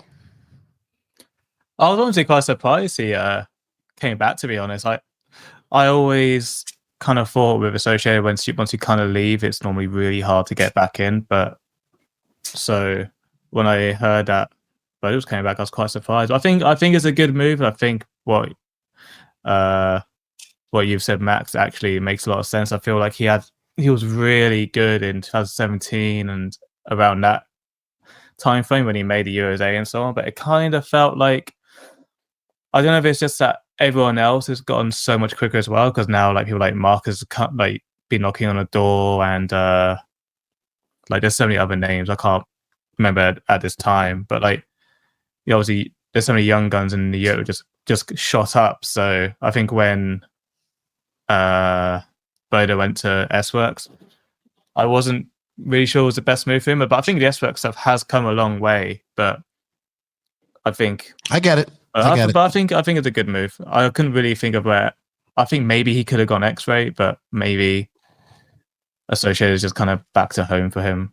So I know he's quite close with Cedric and his family, so kind of makes sense. You guys see me on my phone. I'm getting like silly season updates as we talk about this, by the way.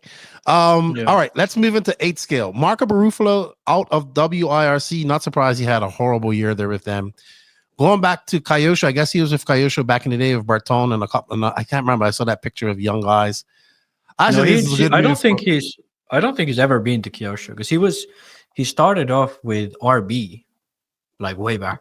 He won his first he won the B Euros with RB, then went on to TLR.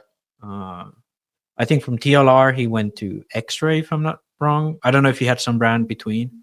And then from XRAY to Tekno, then to WRC. I have to say, I was surprised that he moved. Like, not necessarily because he did have a stinker of a year. He started off quite well at the end of last year. I remember, was it the year before? No. End of last year when he switched to WRC. I think it was pretty good. He had good results at Buggyland. He had, decent runs here and there. It seemed like he was doing better than he was with Tekno when we're speaking of Europe. In America, he did very well with Tekno, but in Europe, he kind of struggled with Tekno. It seemed like the start was good. He had a better year he had a better time with Tekno than he did with WIRC. At the end, yeah. But the start he was won really Silver good. State in Tekno. Yeah. But that's what I'm saying, that he did very well in America with Tekno. And in Europe, that was where he struggled. And last year, like those first races with WRC, he actually looked pretty fast. In Italy, he looked pretty fast with WRC. Then this year, I don't know what happened, but he wasn't good anywhere really. The Euros, he finished fourth with WRC. That was pretty much it. That was pretty much all the good things he did. At the Worlds, he absolutely sucked all the way through. At all of the American races he went, he was having a really tough time. So kind of he had to move away from WRC. But then again, like I was surprised because I feel like that's a place where he could have gotten a paycheck, could have improved the car for many years and so on. And it's in Italy, so I bet he would have a lot of influence. But could be he's a very, how would I say? I don't know if emotional is the right word, but he's a guy who lives with feeling. So yeah, I'd imagine that he got into some arguments internally and just thought for himself it would be better to change brands. But I think this Berton Barufalo combo at Kyosho is gonna be really big. I think these two are gonna really step Kyosho up a lot. I don't know if it's like what's gonna happen. I think, yeah, they're on different tires, they're on different engines, but they're in the same car. A bit weird. I think they should have maybe gone the route of both going Matrix. I don't know if Barufalo, he might go Matrix still, but he's still in Nicola. He's very tight with Nicola. I think it's stay with Hot Race. So I don't think he would go to their enemy. I'm gonna have to. So Watermelon seed. You look too deep into it, Marco. I think it's a good move. You go too crazy, Max. We got to get through this. Stop self-analyzing yourself. We got to get through this. I think it's a good move. Speaking of Kyosho, I know, Will, you don't know too much stuff about this, so I'm not trying to dish you. I'm just trying to bounce through this because we got a lot of shit to talk about in silly season. Agent Parente out at Tekno, rumored to be going Kyosho. I asked about this. Apparently, Danielle staying with Tekno. I don't know how true that is, but Adrian had a good year. Good in E-Truggy. I think it's a good pickup for Kyosho. I cannot see the brother, if this is true, I cannot see the brother staying with Tekno for too much longer because I think they're just going to run the same cars. Kyosho probably trying to push into Spain. It's a big market there. Probably these guys are probably getting paid something. So yeah, I mean, yeah, I think this Pariente move is interesting because when you look at it, I feel like Tekno and Kyosho are competing for sort of the same sphere, just because of the fact that they are not pivot ball cars. So I think a lot of the market kind of look at Tekno and Kyosho as competing brands, and a lot of people move back and forth between them. Barufalo one, Figueiredo another.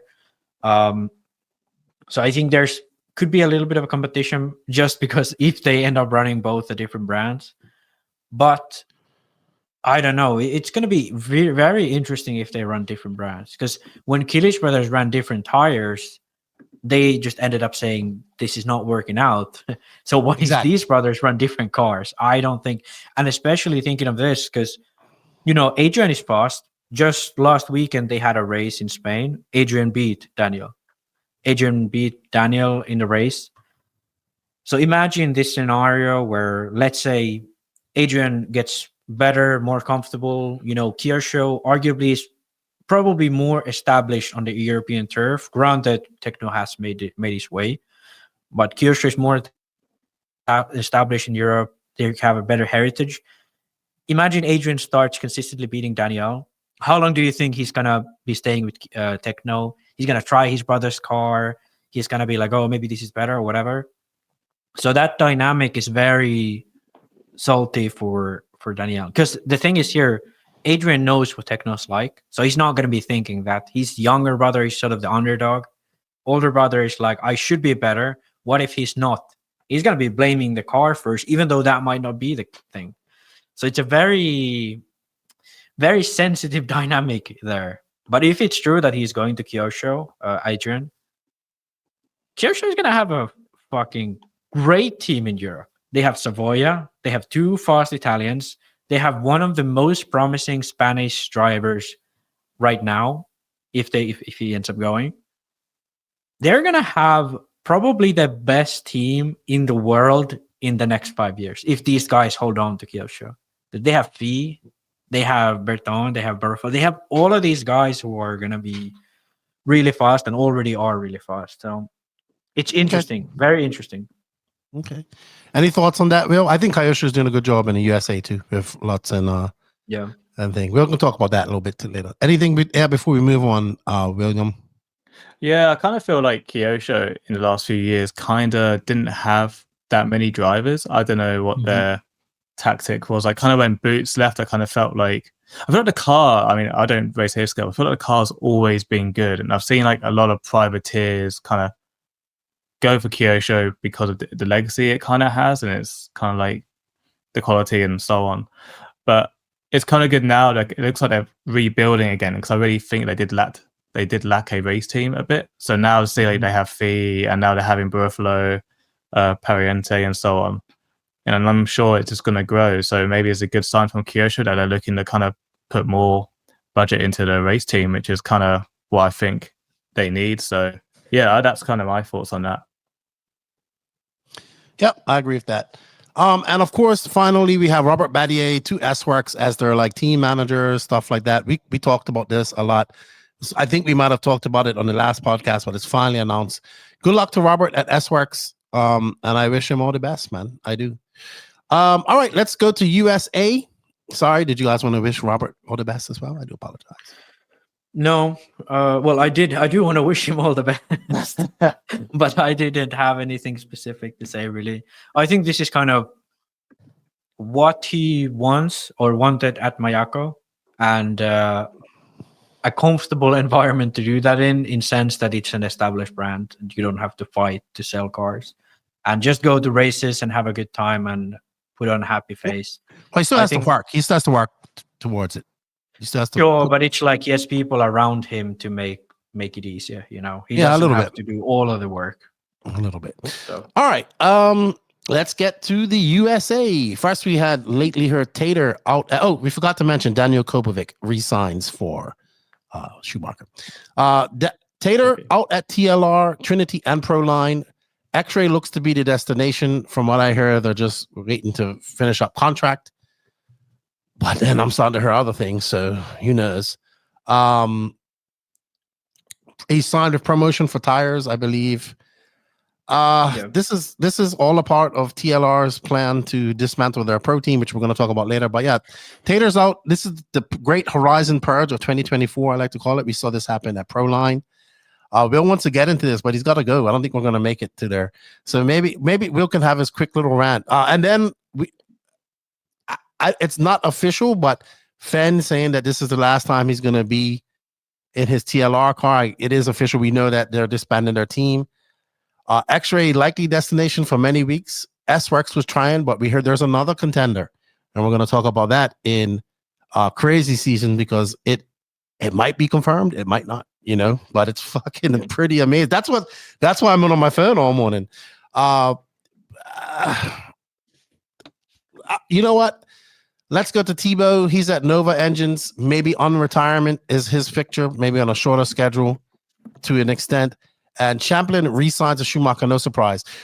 Will, I know you got to go, and I want to give you a quick little 2 minutes. You've got me for 50 minutes, so don't worry. We can. Well, but we're not gonna. I don't think we're gonna make it to that. We have a lot of we have a stuff lot go to through. talk about. Yeah. So, you had a little rant about TLR. I have a in-depth rant about TLR. Yeah, and I think this is perfect because we're giving our precious listeners a little PC version by Will, because you have not been. Give us a PC version, Will. You haven't fully been sucked into the ranting by me and Keenan, so you're gonna give like the while it's not dark yet version of the Horizon rant, and me and Keenan are gonna be the cease and desist section of the Horizon rant then. Yeah, I mean, I think you guys know me. I don't normally like to stir things up or whatever, but I kind of have a pretty strong opinion on this. But I guess I'm kind of just like, what's going on really at Horizon? Like, they had two really good brands that they took on, which was Proline and which was TLR. And I think like this will go into what I'm trying to get at. But like when I got into RC, like, I saw TLR and I saw Proline. I think when I used to watch all these videos and obviously you see those brands around, and actually like I saw, oh, these guys are like ready to run cars. So like I got like a low C car and I bought like Proline stuff for it. And like then obviously eventually, I went to the race stuff and I got the TLR stuff and I got Proline stuff, and like I was running all that stuff, well, more the Proline stuff up until like kind of the last like year or two, until like we just couldn't get it anymore. And I guess I'm kind of like, how can Horizon just kind of ditch a whole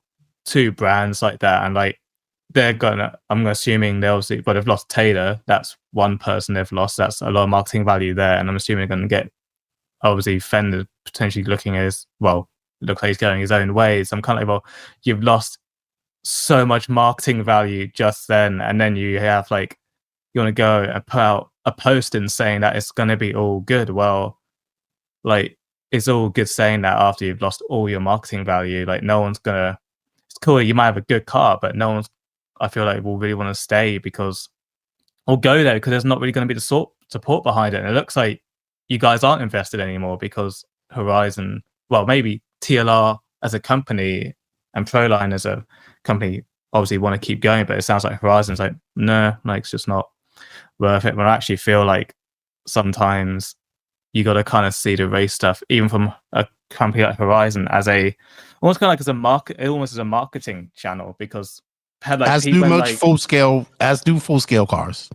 Well, yeah, because you see all the on social media, like kind of stuff we do as well when we're like posting all the races, and you see all these cool videos of the race stuff, like how are people gonna get into RC by getting it ready to run, and obviously Horizon have that stuff, and then eventually someone might be like, kind of like us, oh, I want to take my racing to the next level. I want to try RC racing. And that's when you take the level into TLR and Proline. So I kind of just feel like it's a really, I don't know what they were kind of thinking at Horizon. I think it's going to be a really stupid move, but I mean, it's ultimately that's their business. And I think they've lost out because TLR and Proline weren't originally made by Horizon. So I feel sorry for the guys that own those brands, just to see a brand go like that just because Horizon said so. So yeah, that's I agree with you. I think it's really crap, but that's their business. I agree with you. We're going to get into a little bit more in depth. You might be around for that one. You said you have 50 minutes, not 15, but we're going to talk more about that, the ifs and the pros and cons, and we're going to go into a whole JQ racing rant. And Max, your girlfriend's just going to have to wait. All right. How about T-Bow to Nova Engines on retirement coming out? I think it's imminent. I think it's imminent that T-Bow is going to race again. I still think it's going to be on the HB. Maybe not a full-fledged race schedule. Yeah, you said here that he would, go to HB or Tekno. I don't know. It's weird because he's been running Tekno all year. He sells Tekno. Yeah, I don't really know why it wouldn't be. He still has his HB cars though. But does he have a Nitro buggy? I don't think he has a Nitro buggy. I just think it's going to be one of those two, or maybe we'll see. We'll see. I think he's going to run a limited schedule, not a full-fledged 3 weekends a month type of thing, which would be good. He still has to. I think he still wants to race. I think what he's going to do is he's going to race and do his coaching thing on the side. And then Man, he can.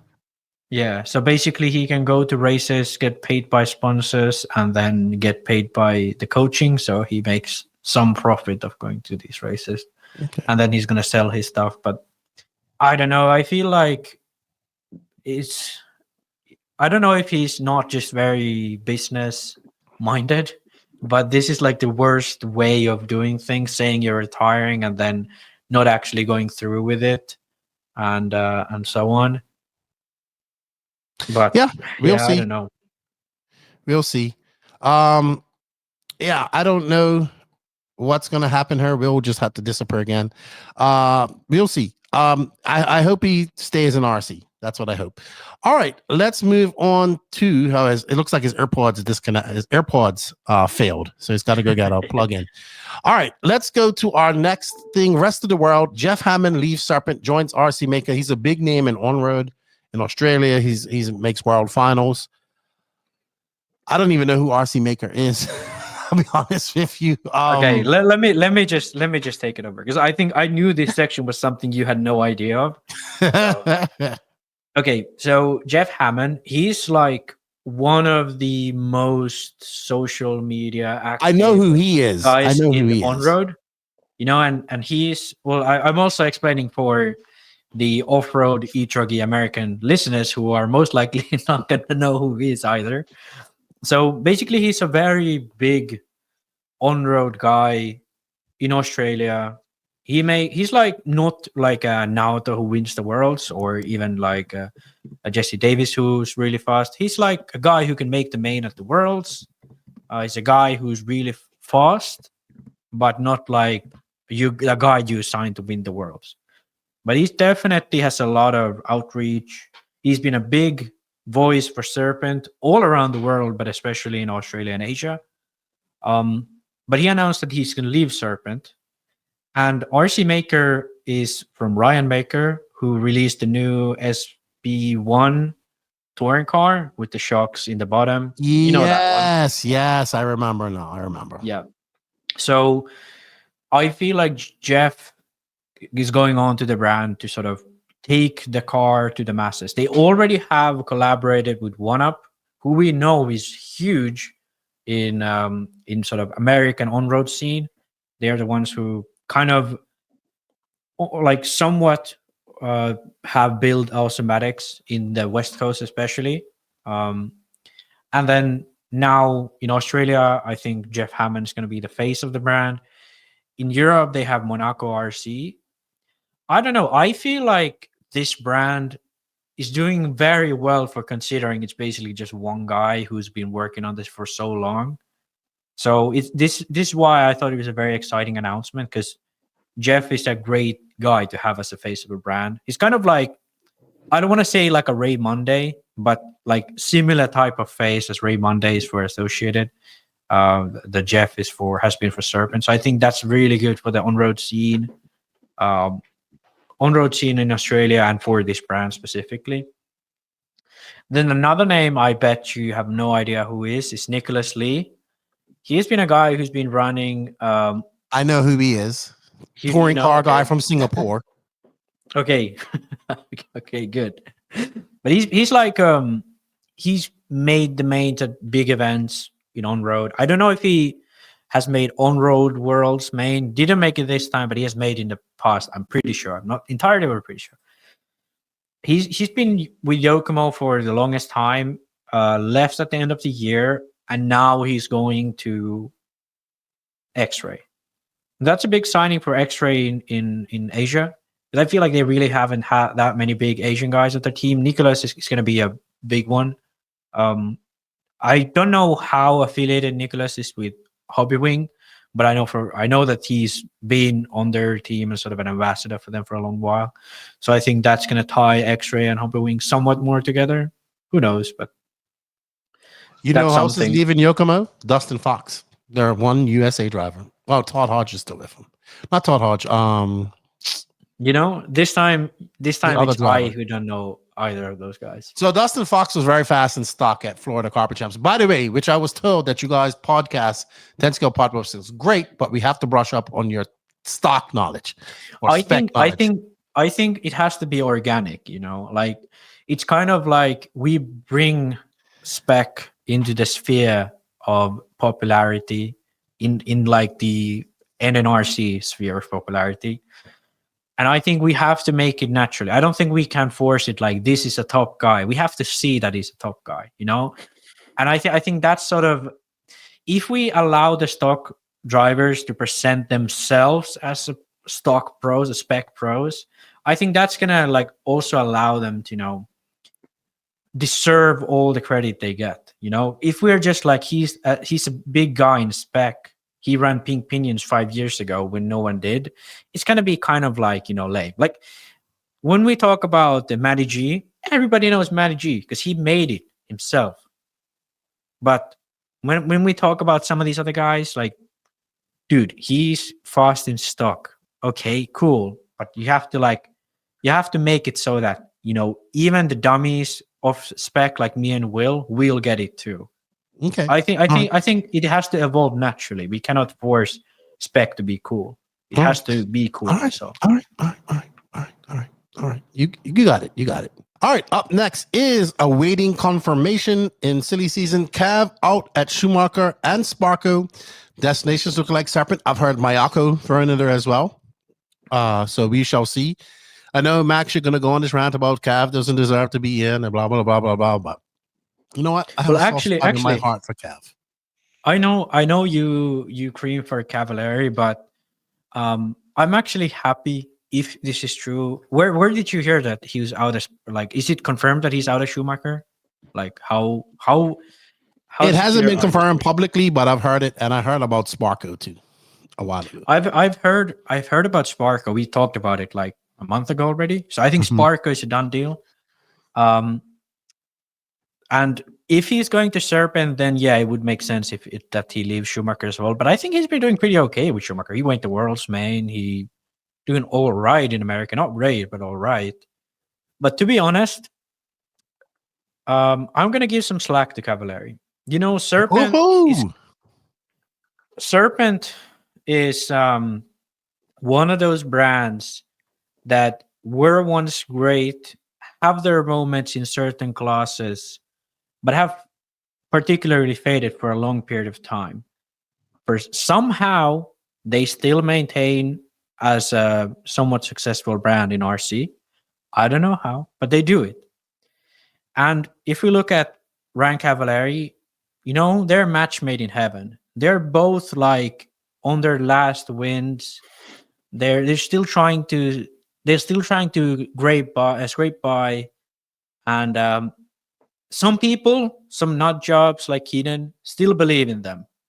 And I know I'm kind of a nut job for Serpent, and I still believe in them. So I think like this is what brings us together. If Cavalieri goes to Serpent, I think they're perfect for each other. They're like that couple who kind of, you think like nobody would want them individually, but then when they're together, they're like the perfect couple. And I think this is like the match made in heaven. Don't write down that you're cut this out of the podcast, but this is 100% true. Okay, he's writing down timestamps to cut this section. No, I'm not going to cut this out at all. I'm not going to cut it out at all. I just I was actually going to put down where we took a pee break. All right, putting down when you need to pee. Yeah, but don't you feel like if there's anyone who deserves Cav or that Cav deserves, I think this is like the perfect match. Both have legacy, both have world championships, both are on the outside of the last wind of their run, and neither is looking like they're gonna go away. So it's like a perfect match, and I wish this one sticks for as long as it's gonna stick. And I don't know. I feel like he should have signed for Serpent back in 2019, 2018. When did he leave Associated? 2017, 2018? 2018. What about Mayako? Yeah. I know for a fact that if he signed for Mayako, Joseph has to be put into a mental institution and locked away for good. Like if Mayako is like, hey, we don't have money and we have just let go like probably two of the most liked guys in RC. So let's go and sign Cavallari to get on the team and spend a fuckload of money for a guy who barely almost gets beat by Joseph. So yeah, at the Worlds. Yeah. We'll see. Both of those seem viable. All right, let's move on to Schumacher. You think Mayako? You think Mayako is viable for Cavallari? Yeah, because so Joseph has had a special relationship with Cavallari for quite many years. We know in 2018 when he was on the JQ Racing. No, let me finish. Let me finish. That sounds a special relationship. Sounds like she lives with her. Your aunt lives with her best friend. And that's not that special. But basically, JQ and Cavallari have a weird relationship where they get along. I know that there were some talks earlier this year between them, or a few months ago. I was told that by both sides. And I don't know what happened with that. So we shall see. I feel bad for Cav. He's done this all his life, and now he's facing the chance of maybe not doing it. Or I think he's just trying to get where he can get to. He goes. I think Serpent is like, well, Serpent doesn't have an 8 scale car. Maybe they do 8 scale and 10 scale. Maybe I know some people still run the 10 scale car. I know in the UK they run the 10 scale car. Tony Avoca's still involved. So who we'll see. What do you think, Will? And then we're going to move on to Schumacher. The move makes sense. From what I understand, like not many people run the 10 scale cars, so it'll be interesting to see how they perform. In Cavallari's hands. It could. I guess in a way, I kind of agree with Max. Could be a way for them to maybe make something work, but ultimately, I think it's a bit of a wild choice. But yeah, I think but then I don't really know where else Cav could go, to be honest. The Mayako, I don't think the Mayako thing would happen, but that's just my opinion. I know you two are more in depth with JQ than... Oh, no, I don't know anything. So yeah, that's kind of my opinion on it, to be honest with you. Yeah, but I still think Cav kind of has to do 10 scale still. I don't know what the future holds for Cav. We shall see. He has to do 10 scale because Jesus, Max. Do you want to bury the stake in his heart even more? No, but I think Cavallari is the type of guy who has made all of his image into I'm the best and I win, But now he's not that. So what does he have? He's never made himself like, oh, I'm the good guy who goes around. No, yes, not. So that's not his character. He's the guy who wins, and he's not winning. So what is there? And I think, sure, I feel bad that this is the end of him, but he has never showed any humility to oh, I'm not doing great, and I want to do something different in RC. No, he's never said anything like that aloud, and he probably never will. And I think if you take it, you give it. That's how I go. If this was Lutz, I wouldn't be giving any shit because that's not who he is. But this is who Cavallari is, and I think Serpent probably actually is a good fit for him, and I think he should have gone there way before. Okay. That's your inherent dislike for Cavallari is apparent. All right, let's move on to. I don't dislike him, but I just feel like he's the guy. No, he's not. I don't dislike him, but I just think if there's anyone you could criticize as their value to be a higher driver, it's Cavallari. I would agree at this point. Legacy. All right, so let's talk about Schumacher. Obviously, with the things going on at TLR, Schumacher and XRAY and Associated left. XRAY has a big chunk of this pie, but XRAY has a big chunk of this pie now. The 10 scale worlds, 10 scale genre in the USA. Schumacher's making a lunge and making throwing their cap into the ring, and the rumor is waiting a confirmation is that Nate Sutherland, who you guys talked about on the Masters of Dirt podcast, and who I think is probably the next. He is the one guy that I see that I think is going to go from spec to mod and be successful. Very good racer. He's going to move to Schumacher from TLR. Tom Rinderneck, who's had a very good time at XRAY, but really works for R1, is possibly on the move to Schumacher. Cole Tollard as well. I'm hearing this from TLR, and we saw we did hear that Ryan Mayfield wants to do more 10 scale. We saw that Larry Genova of Custom Graphics is painting 8 car bodies for Mayfield. He posted that, but didn't post any bodies. I think I don't. A lot of people are asking if Mayfield's going to leave Tekno. I don't think so. Not that I know of, but No, I think he's gonna. I think he's gonna drive Schumacher cars because I know he wants to do the Worlds next year. So maybe he's getting a paycheck from Schumacher. Maybe he's on a very limited 10 scale schedule because he doesn't want to do it too much as he did before. And that's my thoughts on that. But I mean, after some news that I'm heard today, like things are kind of going topsy-turvy. Like Schumacher has the one thing that it's the one brand out there that can take drivers who already have an 8 scale program. And then there's not many 8 scale program only out there. It's obviously we have Tekno. They have their 4-wheel drive, but let's be realistic, on a race platform. Mugen used to be one, but they're developing a 10 scale program.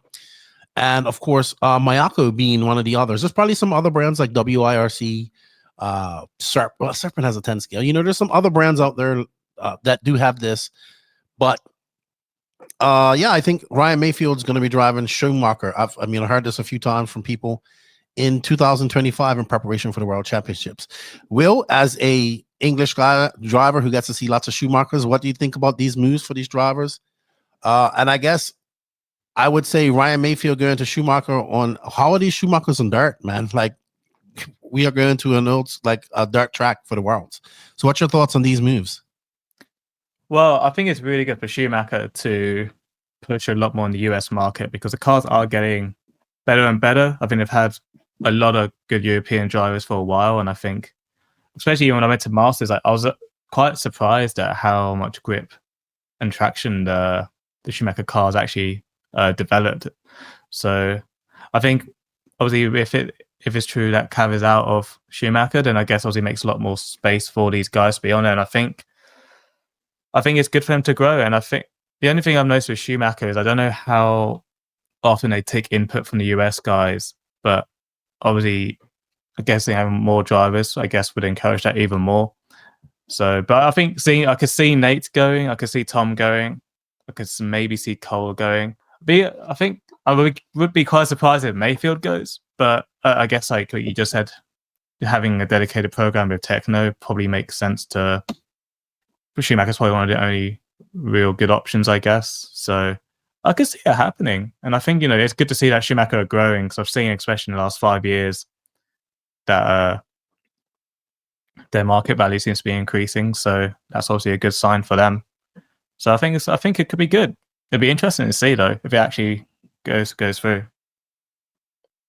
Yeah, to me, Nate Sutherland and Cole Tollard, they could only go to XRAY, Schumacher, or Associated. A lot of guys are already going from TLR to XRAY. It only makes sense that some of them go to Schumacher. So if there are rumors that these guys are going to Schumacher, I think it's in a high probability that's what they're going to, And I don't really know much of these guys, so I cannot say if this makes sense for them or not, but just in probability's sake, it does make some sense. If none of these TLR guys end up going to Associated, I think that's a bit of a missed opportunity for Associated. They should be catching someone like Taylor, I'm surprised Taylor isn't good in there.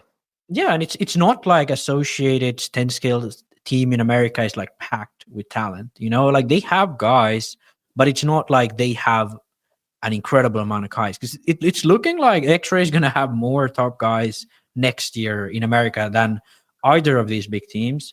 Now, if Schumacher gets all of these 4 that we have said, they're going to be a big dog because they already have Champlin, and they are going to have 4 really fast guys going in that are capable of doing big AMains.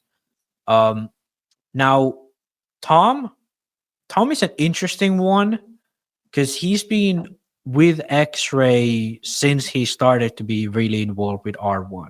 He came back to like the top levels of racing from his TLR days, with winning stock races with an XRAY car, that not even XRAY sponsorship, just having an XRAY car. So there could be two ways of this. One would be that XRAY hasn't jumped on board to actually sponsor him. He sees that he could get actually a paycheck from Schumacher and from R1. So he's jumping on that. Because they have Lemieux, they are going to have most likely Tater, perhaps even Phend. So it's going to be tough for Tom to get a paycheck. And I believe if he's going to Schumacher, that's going to be the reason. He's going to get a paycheck from Schumacher and not from XRAY. Then to me, the most interesting one that actually does make a lot of sense is Mayfield, because he did do the last Worlds in 2023. So it's not like he has not missed a 10 scale Worlds like ever, I don't think, because 2021 there wasn't Worlds. 2019 he was still with Yokomo, and 2017 he won both classes. So it's like he's doing well. He made the main in tool drive in the last Worlds. He did all of that with Associated. He kind of stopped running 10 scale, but then made the Worlds back with Associated. And from my understanding, Associated probably didn't pay him anything. It was mostly that Jason built him cars, or someone at J Concepts built him cars with all of the J Concepts hop-ups, and that was J Concepts sponsored package, which makes sense because it's Mayfield. Now, moving to Schumacher, if we think about it, all of the top Schumacher guys are now at J Concepts. Orlowski's at J Concepts, Champlin's with J Concepts. Schumacher is making a all new range of body shells, all of this for Schumacher. So Associated is not going to pay a guy who only drives their thin scale stuff. Schumacher is definitely going to jump on the opportunity to, if they're going to ditch Cavalieri and sign Mayfield. Schumacher is definitely going to take the latter one of those deals. I'm sure of it. And from J Concept's perspective, they are not going to have to. They're going to be still a big part of it. They have a close ties with Schumacher, and Mayfield's going to get a paycheck. So it's all around, it's a win-win scenario. So actually, this makes a lot of sense. Now, is it happening? I don't know. But if Mayfield's going to get more involved in 10 scale off-road, Schumacher seems like the only brand he could realistically do it where he could get a paycheck as well.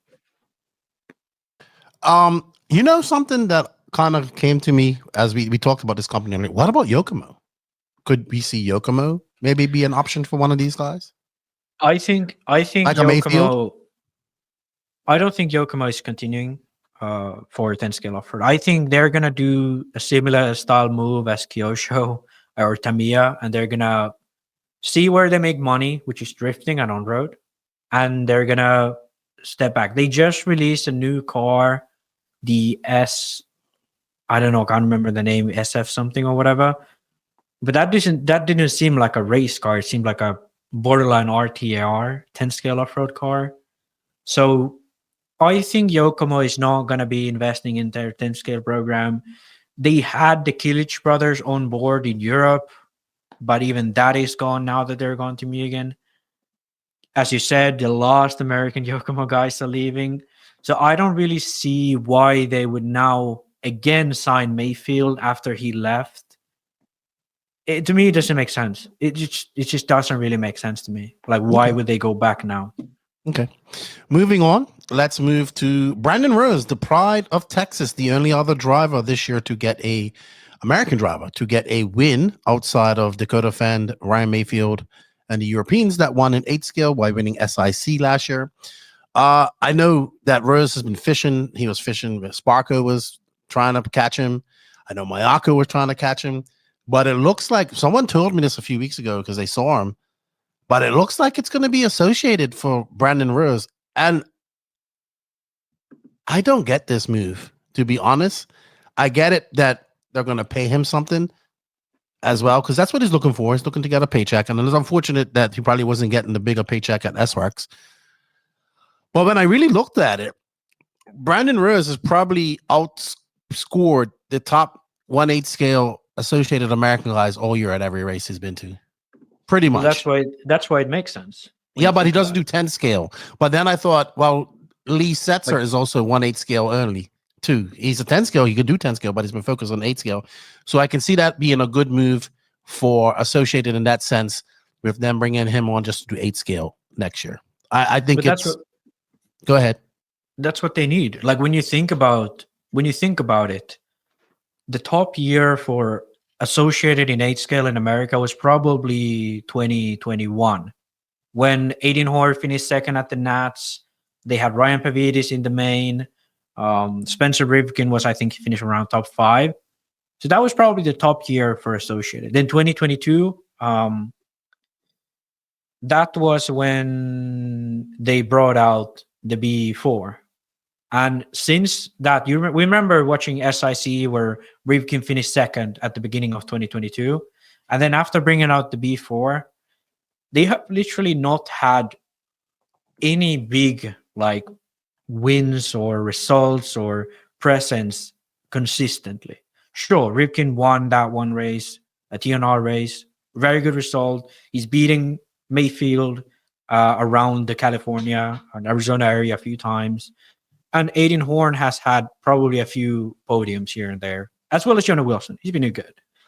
But when we think about, like, compare SWORKz or Tekno and their success, when you look at their whole team and where they space out in the main, and then you look at these associated guys who are kind of usually always bumping up from the B, Rivkin finishes somewhere in the top 5, maybe sneaks a podium like he did at AMS. They have really struggled since the release of the B4. Now, it could be due to the car, it could be that the drivers are more focused on 10 scale, but they really need someone to do well in 8 scale. And it showed as soon as the Worlds was in Europe, they had 3 guys in the main. 2 guys in the main. 2 guys in the main. I can't remember if there was a third one. And there was plenty of guys in the semi. Yona almost made it. And Rivkin barely was there. You know, he barely was there with them. So when you think of it that way, I think that was the realization for Associated, that we need more talent in America who are solely focused on 8 scale. Because it works in Europe. The car's not bad. So they just need the more talent. And I think in America, I know for a fact that they have been running the B3.2 front end again. And I think they have realized that they kind of maybe made a mistake, especially on some of the American tracks with the front end. So what I'm thinking is they're getting Rose on to do well, possibly win a big race like he did with SWORKz. And he's going to be sort of their sole 8 scale guy who only focuses on 8 scale. And then they're going to have Rivkin and Horn and Wilson and all these guys who are going to be sort of supporting factors of that team. And I think this is a brilliant move for them. And they're going to get him for dirt cheap. So why not? All right. I mean, not dirt cheap, but you'll get some from Well, I mean, imagine getting Mason Fuller. He has not won a big race in America this year. Rose has. Arguably, Mason is still getting better results than Rose, but not by much. How much would you have to pay for a Fuller versus a Rose? You know, it like when you look at it, like, or even going further than that, like any of the other top guys who are in American scene, like Phend or Mayfield, no way Associated could like afford, but Rose you can easily afford, and he has the potential to be a Phend or a Mayfield. So in that sense, they're cheap. Okay. All right. Will, anything to say about that before we move on? You are an Associated driver for a very long time. Yeah, I haven't really been too clued up with the 8 scale side, but yeah, I'll have to be honest. So, like, I think what some of the stuff Max just said, like, is kind of fair enough. I mean, it's no secret that Spencer's more of a 10 scale driver than an 8 scale driver, and I think it's probably safe to say he is probably the one kind of flying the flag for the 8 scale side in America. So, I truthfully I didn't realize Brandon Rose was actually more of a top driver now. I kind of always saw him as a guy that was just coming through the ranks, but I guess, but I don't pay that much attention. But I mean, I think it'd be a good move. Like, it'll be interesting to see what he could do with the associated cars. Like, I think the team struggled a little bit with the B4, but now they'd be doing a lot of improvements quite recently. So, yeah, I think it could be a good move, to be honest. Like, I'm surprised to see him because he's SWORKz at the moment, isn't he? And he did quite well at the Worlds though. So I thought he was doing well, but maybe it's a. But no, but I guess it's a good move as well because Associated is American brand and brand's American. So I think it's all right. I think it's all right. We're going to talk about Associated. I think it's a good move for him. I think it's a good move. He wants to. But I mean, from Brandon's side, it's purely for money. Because it's like there's no reason for him to leave SWORKz except for the fact that the team is too big for him to make money in there. So yeah, I think that's why would he move. Well, why he would move, and I think that's why Associated is a good place because they have space for an 8-scale only guy who does well. Okay.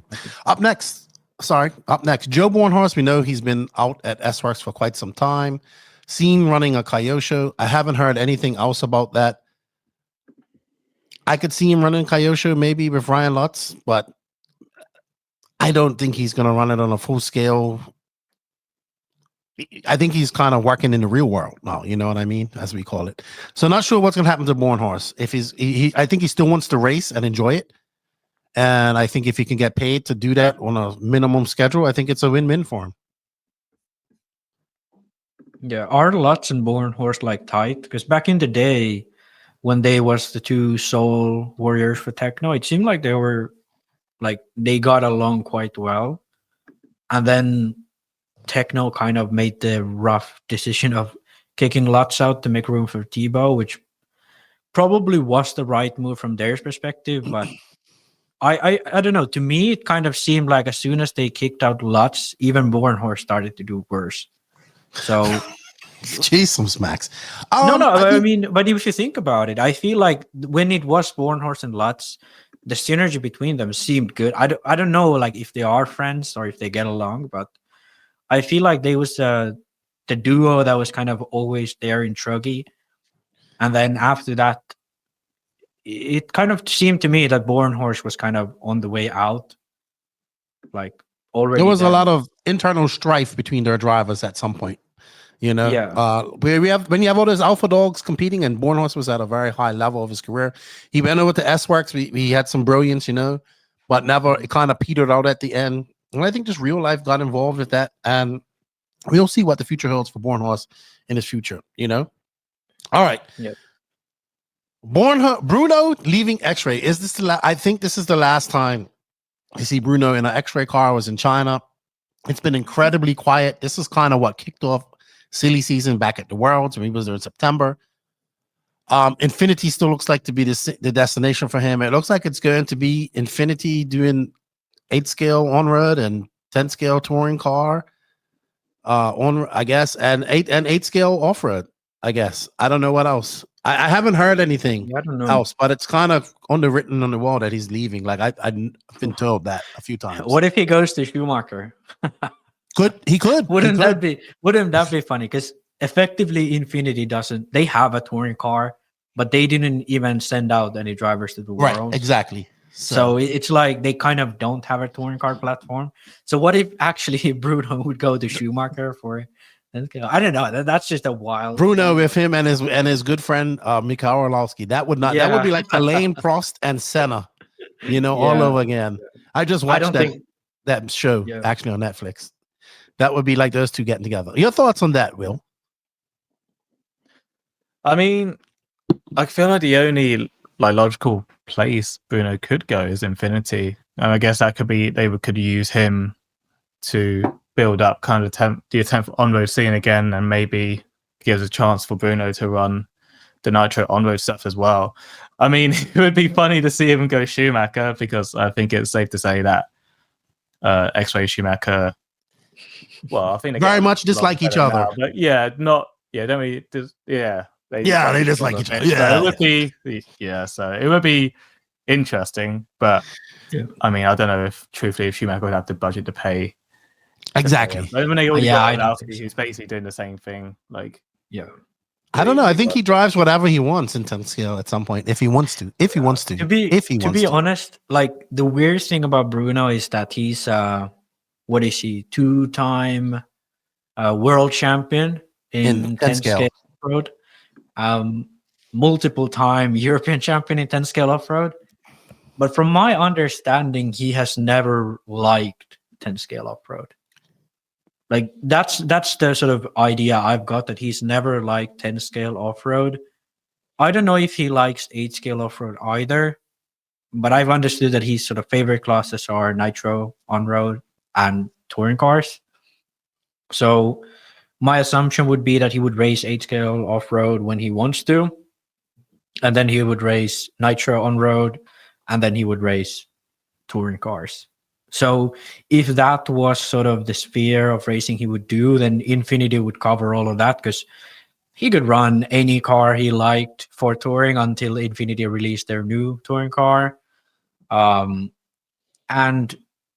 also, like, if he doesn't really like 10 scale off-road, he doesn't need 10 scale off-road cars. So, but also one interesting way would be if he would, because the reason why I don't think he's running 10 scale off-road, because he spends very little time with his wife, and I think he's around the age where they would be planning to have kids. So it would be natural if he would cut back from his schedule. But let's imagine like he didn't have a life outside of RC.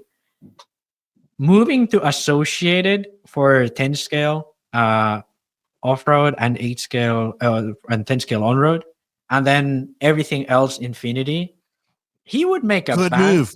Good and move. that would be the perfect move for him. You know, he could still run 10 scale, make good results. He would run on-road. Associated just released an on-road car, and then he could run all the Nitro classes he wanted that Infinity does. So that would be like match made in heaven if he would like to run all the classes he runs now. But realistically speaking, I don't think that is going to be the case, because I think he wants to have a life outside of RC too. So I think it's just going to go Infinity. Okay. Two more things before we close this up. Awaiting confirmation. Well, one has already been confirmed. Camden Lime to Promotion Tires. We assume that Tater Sontag's going to Promotion Tires, Cole Ogden to Promotion Tires, and TZO is getting Frankie Contreras. Real quick. Promotion making big moves in the tire game here in the USA. Also, the rumor is, or waiting confirmation is, Tyler Jones and Aiden Horn are both going to Hot Race, as Hot Race is working on their 10 scale program. All of this waiting for confirmation. So the tire companies are making some moves. Looks like Promotion has made probably the bigger, I wouldn't say bigger, I would say more established, bigger moves of Tater Sontag, maybe Camden Lime.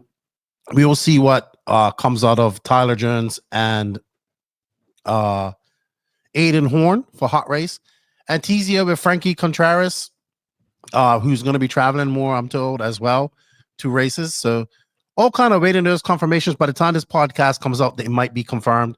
We are recording this on the Tuesday of this week, so it will be released to the public at a certain time. But if you're a patron, you'll get this early, and an NNRC member as well. So all good, guys. Let's.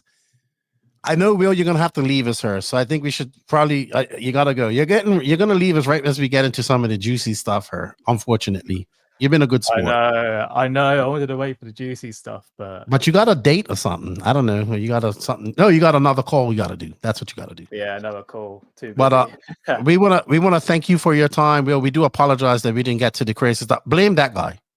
Don't shut up. Won't listen to. We're making. You know, it's all about the listening hours these days. So we gotta make we gotta give something to the people. You know, we just can't brush off. We gotta.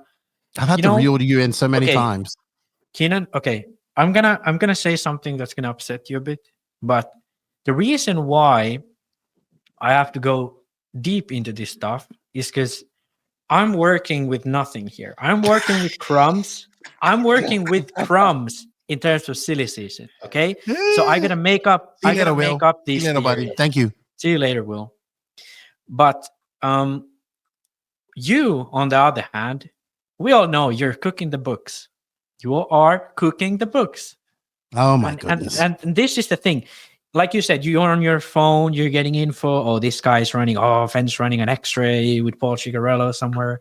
Like, you get all this info, and then you say, "Oh, I'm the silly season king."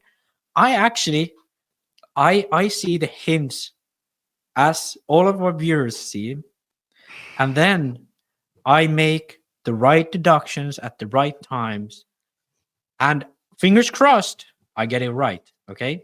Oh my goodness! So I'm Don't not be mad I'm because I playing, get information and you no, don't. no. I'm playing this game fair. You know, I'm playing this game as it should be played. I'm You're just doing cooking them. You're no. playing I'm doing referee proactive, investigative, and journalism here, Mister Max. Just because you ain't getting out into the races like I am and hearing things I want to that I'm hearing, and people sending me messages and all that stuff. Don't be upset because you and Ryan McCreary. Rick McCreary, all against me, waiting for some damn list. Well, you know, Rick McCreary, you write the list. You write the lists. We've been saying this. Rick from Top 25. And you know, rankings. also one Top thing I 25 want to RC bring up, rankings. I want to Oh, bring this one goodness. up too, because you always do this thing where Oh gosh. we say, oh, Phend's going to XRAY, and then you throw out, oh, but he might go to this brand, and then if he ends up going to the other brand, you're like, I called it, even though you were sure he would go to XRAY or whatever. So because we have to explore all options, right? Sure, this but is the whole point. Hey, it's one pick per one guy. No, you know, no, one pick per no, guy. you're trying to adjust just because look, see what I mean? When you're the champ, people come at you always. No, I want to make this game fair. You're rigging the game, dude. We gotta make I am this not. game fair. I am not. You're just upset that I'm beating you again. Anyway, let's move on because now we're about to put our tinfoil hats on. Yeah. Some of this might be confirmed, some of it might not be confirmed. I don't know. Like, we're not going to confirm anything here because this is all about the tinfoil hat crazy section of silly season. You know what? I'm going to start off with something else. Remember about a year ago that I heard that AMain was going to, I said on the podcast, I think AMain is going to acquire Associated. I might have said it. We kind of hinted to that here a little bit ago. Now, I heard from a few different sources that it's a done deal and it's supposed to be announced soon, but I haven't seen the announcement yet. I don't know if this is true, but it looks like if it does, it's like AMain is like setting themselves up to be like really huge. They're already huge. Mhm. But the one positive thing about AMain is they actually give two shits about racing. They do, yeah. Yeah. So I don't know. But just look at ProTech. Just look at how exactly. big ProTech is. They're hitting hard. I mean, they also took Sean Ireland from the CEO of Associated has gone to work for him. You know, there's lots of smoke there. If there's, you know, what I'm saying, if there's smoke, there's fire. Wally's gone. Rick Howard's wife, who was the marketing director, I think, she's gone. So where there's smoke, there's fire. We talked about this about a year ago, but it looks like it's starting to come to fruition. Yeah, I don't know. I think it's been a gradual move, and establishing ProTech probably has been the first part of it. And if we let's think about this. If you think about ProTech, the only thing they don't have is speedos and motors. They have 8-scale engines. They have batteries. Associated has Reedy. They have not made anything that is sort of doubling up on what Associated offers. Don't forget the Element brand, all the other RTI stuff that they have that they can get as well. Exactly. All these re-releases that Associated has been putting out and all that type of stuff. There's more to do. You know, like they could re-release. I'm hearing there might be a GT, RC10 GT re-release. Be good to see a TC3 re-release. So we shall see. If where there's smoke, there's fire. I'm heard from a couple of sources that it's a done deal. Until I see it, I don't know. But that's our first tinfoil hat conspiracy right there. Didn't AMain buy the toy thing? What was it now? Or was that Horizon 2? There was this hobby store or some toy thing that they bought, but I don't really know which one it was. What, AMain? Hobbyton? Yeah. AMain bought it? Well, so I think how it worked was AMain used to do all the POS sales and all that stuff, the websites and all that stuff for Hobbyton. And I think now they have officially taken them over. So yes, they're still individually but owned by people in Hobbyton. You know, because Hobbyton's like a franchise you can buy. Oh yeah, okay. And but they've also gobbled up a few other like small hobby shops, like online shops. I think that's what I need to get Wally on her to talk about it a little bit more, but I think that's what Wally's doing, like his he's in charge of like a current website shop, like drop ship type of place, like no actual physical like you order and then they ship it out to you type of Yeah. of But okay, imagine this. They have Hobby Town, which is basically like hobby products. So they buy associated. They basically cut out the middleman of all those associated, re-releases, branded stuff, the element stuff, all of that. They have RTRs and so on. They cut out the middleman from the Hobby Town. They don't have to sell Arma or Traxxas anymore. They can sell their own stuff. Well, I think sell that stuff. Of course, but they don't have to be selling only that, because that's basically their competition when you think about it. So I think that's like AMain is thinking of it long term, and they have sort of all of the pieces of the puzzle. They have the ProTech race side working, most likely making some money. Associated looks like a profitable company. They have the racing established, and they're probably the most sold brand out there in terms of numbers. So I think this makes perfect sense, and I think they are actually doing it better than Horizon, because Horizon kind of buys brands that are maybe a little bit struggling and then they kill them completely, whereas AMain is buying brands that seem to have potential and actually building the value of them. So yeah, that's actually good. I completely forgot about it. We talked about it a few shows earlier, but I think that makes perfect sense. Yeah, we're gonna see if it happens. My buddy says it's gonna be Horizon versus AMain to the end. So I think so. We shall see. I think so. We shall see. We're gonna talk about Horizon here shortly. All right, so let's get into what everybody's talking about. I don't think there's been a commodity as hot as this in RC silly season since Runabout left HB, and I think this is bigger. Yeah. I think this is absolutely bigger. Because one, this man has been with this company for 19 years, and we're talking about Dakotah, the Phenom fan, who is your girlfriend saying we have to go? Because you cannot go. You have 1 more hour left, sir, because we have a lot of good stuff. Tell her to go sit down, have some vegan bread, and just relax, okay? Because we have a lot to talk about her, and it's your fault that we're taking so long to do this. So please tell her. What's your girlfriend name again? Elsa or something like that? Emma. Sorry, Emma. Tranquila. I'll get you in trouble, but you bought this amongst yourself, and we're not going to record for quite some time, so I need your undivided attention for the next hour, because it's going to be about an hour that we've got left here. Yeah. Dakotah Phend not be his choice to leave. So obviously we'll rant more about this here in a bit, but obviously Horizon deciding to not have a pro team anymore. Dakotah Phend been with them in the 19 years. He's been fishing. I thought he was going to be fishing before this anyway. There's been lots of rumors about him going around, but I believe he is out, just like every other paid driver at TLR. He is out at TLR. And we broke the news a few weeks ago, about a month ago and a half ago, that he was testing Paul Cicarillo's XRAY. I've heard that SWORKz has also been a fellow suitor for him. But I will say this, as I woke up this morning, I've been getting messages about things, and I don't know. Is it confirmed? Is it not confirmed? I don't know. But there's been other suitors apparently. And when you're Dakotah Phend, I think he's at a level where he's going to have a lot of suitors. It's going to be which one's going to be the best decision for him. So I don't know how true this is, but from good sources, I've heard that Mayako has thrown their hat into this game as well. I'm completely mind blown at this, to be honest, because I did not see this happening. Because if it's happening, my brain never saw it. I might have said Mayako at some point in my scenarios, because what happens, you think I get all these hints. A lot of this stuff is me just putting on my tinfoil hat and thinking of all these crazy scenarios that could happen in RC, right?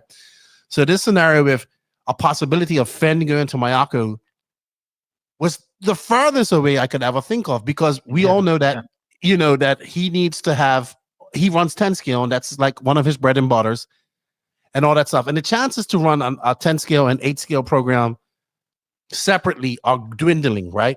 So I heard these rumors today. I have spoken to some people. I don't know. I still haven't got an official confirmation if this is happening, right? But then on the flip side, as I'm recording this podcast, I'm getting messages from somebody else who's saying they're hearing that he's going to associate it and Rifkin's out. I don't like it's so much crazy shit going on right now. I don't know. I know he hasn't signed an official deal with XRAY. I know that SWORKz was on him, but they have a limited budget to pay him. I know that I was told that the big thing between him and XRAY going on right now, they were haggling over price. But if I did see a scenario where Phend was going to associate it at some point, but that's more viable, right? Out with Rifkin, in with Phend. He can do both, like a old school, taking him away from TLR, Kinball type of thing. But then that leaves, where's Rifkin going to be? I don't know. I just heard that rumor today. And I'm only heard it from one person. But the Mayako thing, I've heard from about 3 different people. And I don't know, Max. I'm fucking completely blown away. But this is typical of Joseph. He did this to us with Ronafalk. So it could be possible. But let's have a look at the scenario if this is going to be what's going to happen for Phend. If he does go to Mayako, we all agreed. We all kind of agreed that we thought that just before we get started, that XRAY was the best move for him. 10 scale wise, 8 scale wise, best move because he gets both plans. We know that XRAY has the money, established brand, all that type of stuff.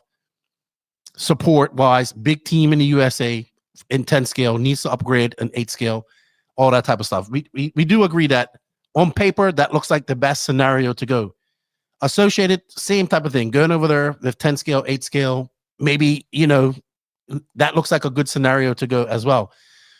We also know that where Phend goes, Tater's going. So their big thing is that Tater's going to XRAY, right? Mm-hmm. Now I know there's been no deal signed between either of them, from what my sources tell me. But man, the rumors about him going to Mayako are fucking hot as fuck right now. Like Mount Vesuvio blowing right now. That's what it's like. Let's have a look at this possible scenario if it happens. What if Phend goes to Mayako? What happens there? So I had to think about it. Obviously, I told you about it before we came on the podcast. Mm-hmm. He's been with TLR for quite some time. He's made we can agree that he's made a subpar 1/8 scale car work. Yeah. Obviously, you, Joseph, have been very critical of the TLR. The Mayako fit for him seems like no problem because I think the car is capable for him. And, the support side of it would be very similar. Okay, so he hasn't had very much support from TLR in the last year and since Barry left and all that type of stuff. So it'd be something he's kind of used to and he can handle on that side, obviously because Mayako still has to take some time to build up their brand, like with I believe Tony Scarsella is the new USA team manager for Mayako, but that all takes time, right? You and I got in a very heated debate about Mayako not needing a top driver, which ended up having JQ being pissed off at us, mostly you for what you said, and then me, JQ dude. He even said that we lit a fire under his ass to get things done. I do know some things that JQ kind of told me that's been going on about certain things. So when I heard this morning, I think it's feasible, but then we have to look at 10 scale. That's my big question, right? If this is feasible, where does it go from 10 scale? I know Mayako has been shopping, but to try to go after Brandon Rose. I know that I have heard from my sources that they asked Mayfield what he's going to do. So they're trying to get somebody. Unlike you, they actually agree with me where I think they need a top driver, right? And I think you around yourself and agreed at the end that they need a top driver at some point. Well, okay. They don't need one next year. Yes. But they need one, I would say, by 2026, right? But they didn't want Ronafalk when he came in 2021, but he came. He was a part of it, right? Or 2022, sorry, it was going to be a year later. So maybe when the opportunity arises, you have to take it. Well, okay, let me correct you. Like let's analyze the move to Mayako if this is true. Yeah. So let me correct you on this, because when Robert left, the initial plan was to not have anyone unless it was a top guy. Mayfield was unavailable. I know that has been stated.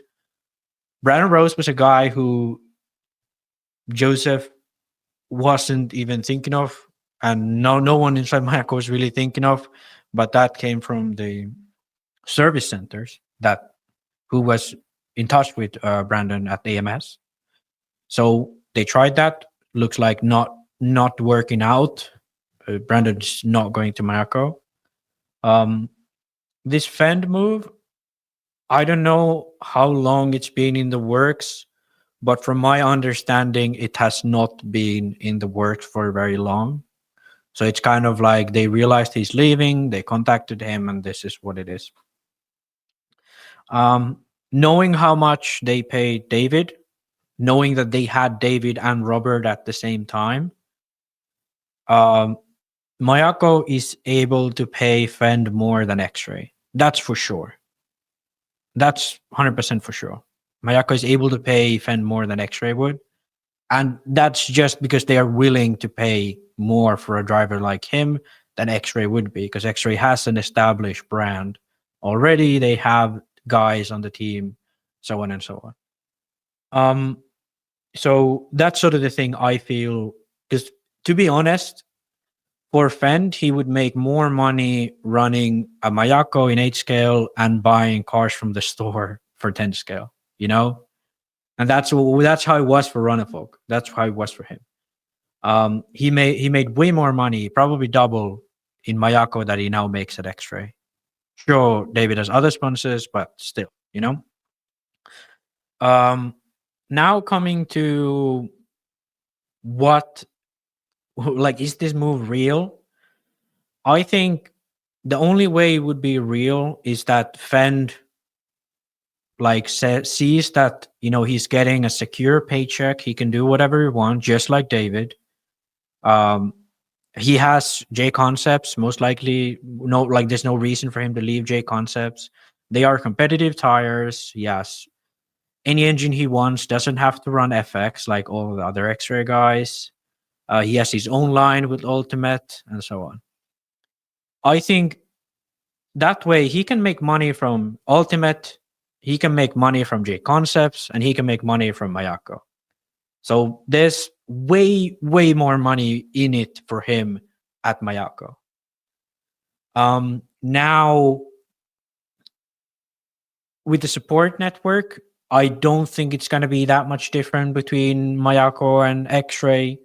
Now, the difference is that, you know, he's not going to get all the things that he thinks are good, like Runnerfolk. Runnerfolk wanted to be very involved with developing the car. He got to be very involved with developing the car. And then, you know, as soon as things got a little bit flustered with Matrix and Runnerfolk, that's where that communication broke, and that's why Runnerfolk left. Now, we know Phend doesn't give a damn what the car is like, because he's been running for TLR for 19 years. So I think Phend is like the perfect guy for Mayako.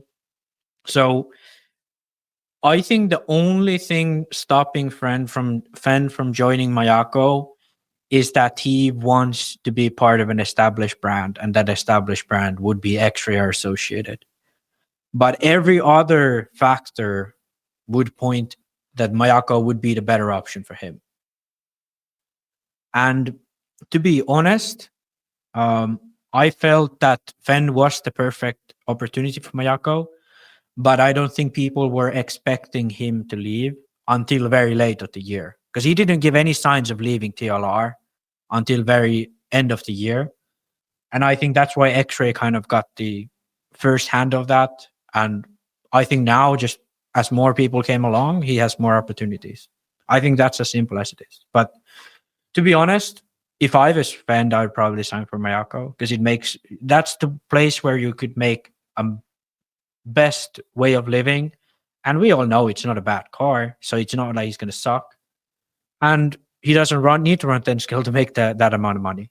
And to be honest, Phend doesn't even need a good car to succeed, as we've seen. So I don't know. The news, if that happens, it seems shocking, but it makes the most sense. Because, you know, the old plan of Mayako was to establish the brand, come out with an e-buggy, and then sign Ronafog. And that plan was kind of fucked because Ronafog left HB early on. And then they got Robert on.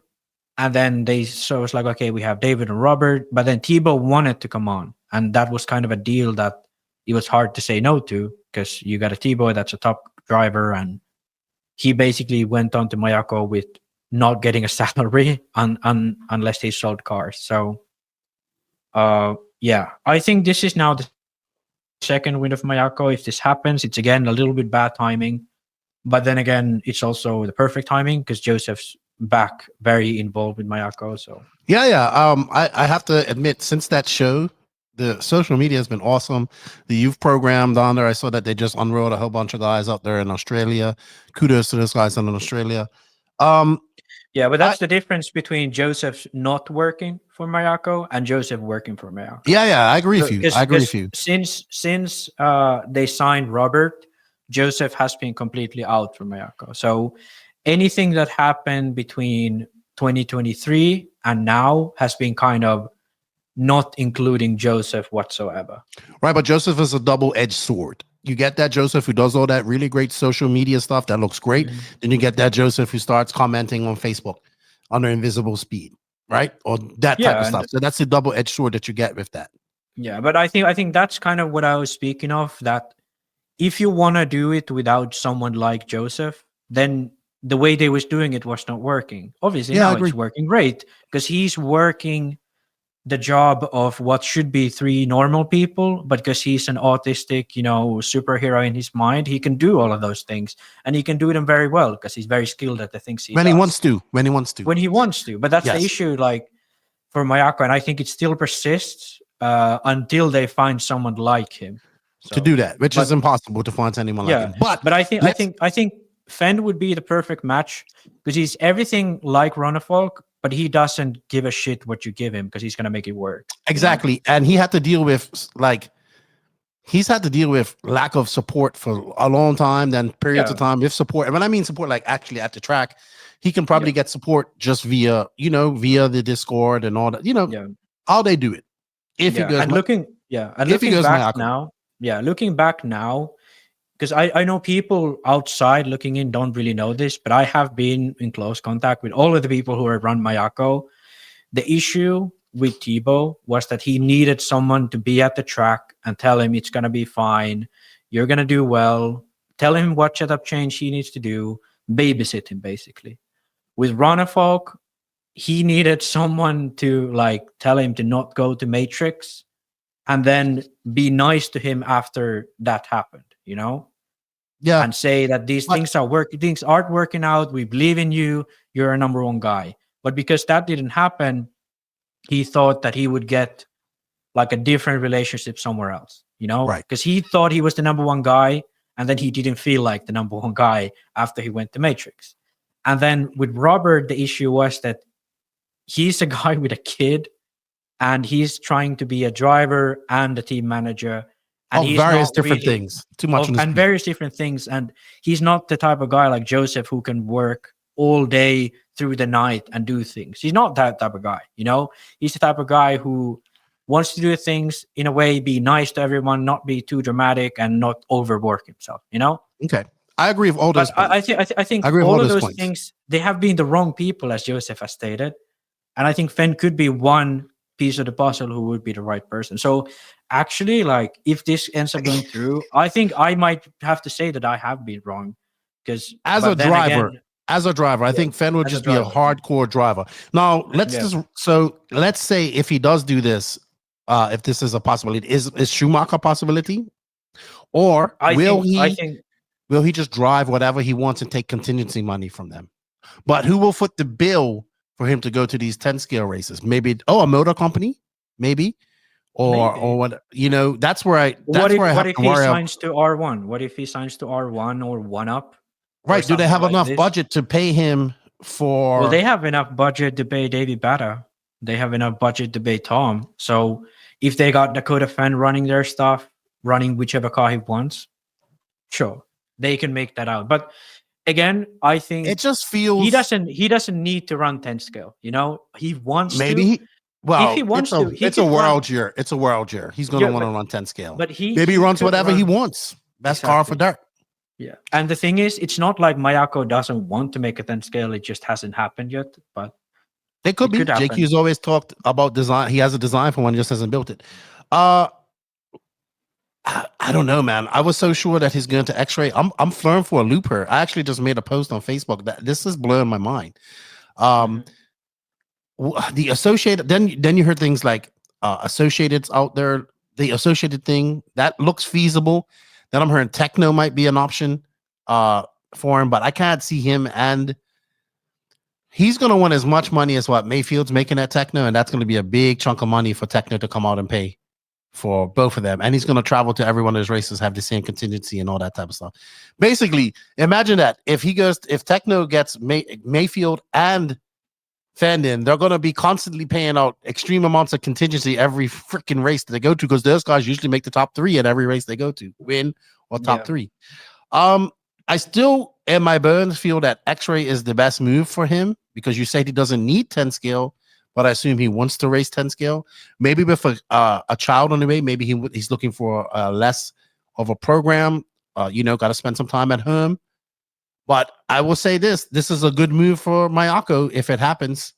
And the one part of me still thinks about the 10 scale side of things, but I also have to understand that he could possibly run any 10 scale. He could say, he can run a TLR if he feels like he needs to run a TLR. You know what I mean? That's the thing. He could run under the Horizon RPP plan, and that would eventually end up paying for his travel. Imagine. Yeah. Imagine that. And isn't the thing that Horizon it's called still, Hook It. Yeah. Horizon still offers free stuff 100% to drivers. So it's not like they have stopped offering sponsorships. They have just stopped offering payment. So if he wants to, he can continue running TLR in 10 scale, going to these races, getting paid out by contingency. And I don't think that's impossible for him if he wanted to do that. What a scenario that would be. Yeah. He could run whatever he wants. Like, he could run associated. Like I said, he could. But imagine if he decides to run TLR products and he fucking gets contingency for winning with TLR. That'd be insane. That'd be like the ultimate. No, but thinking about that's possible.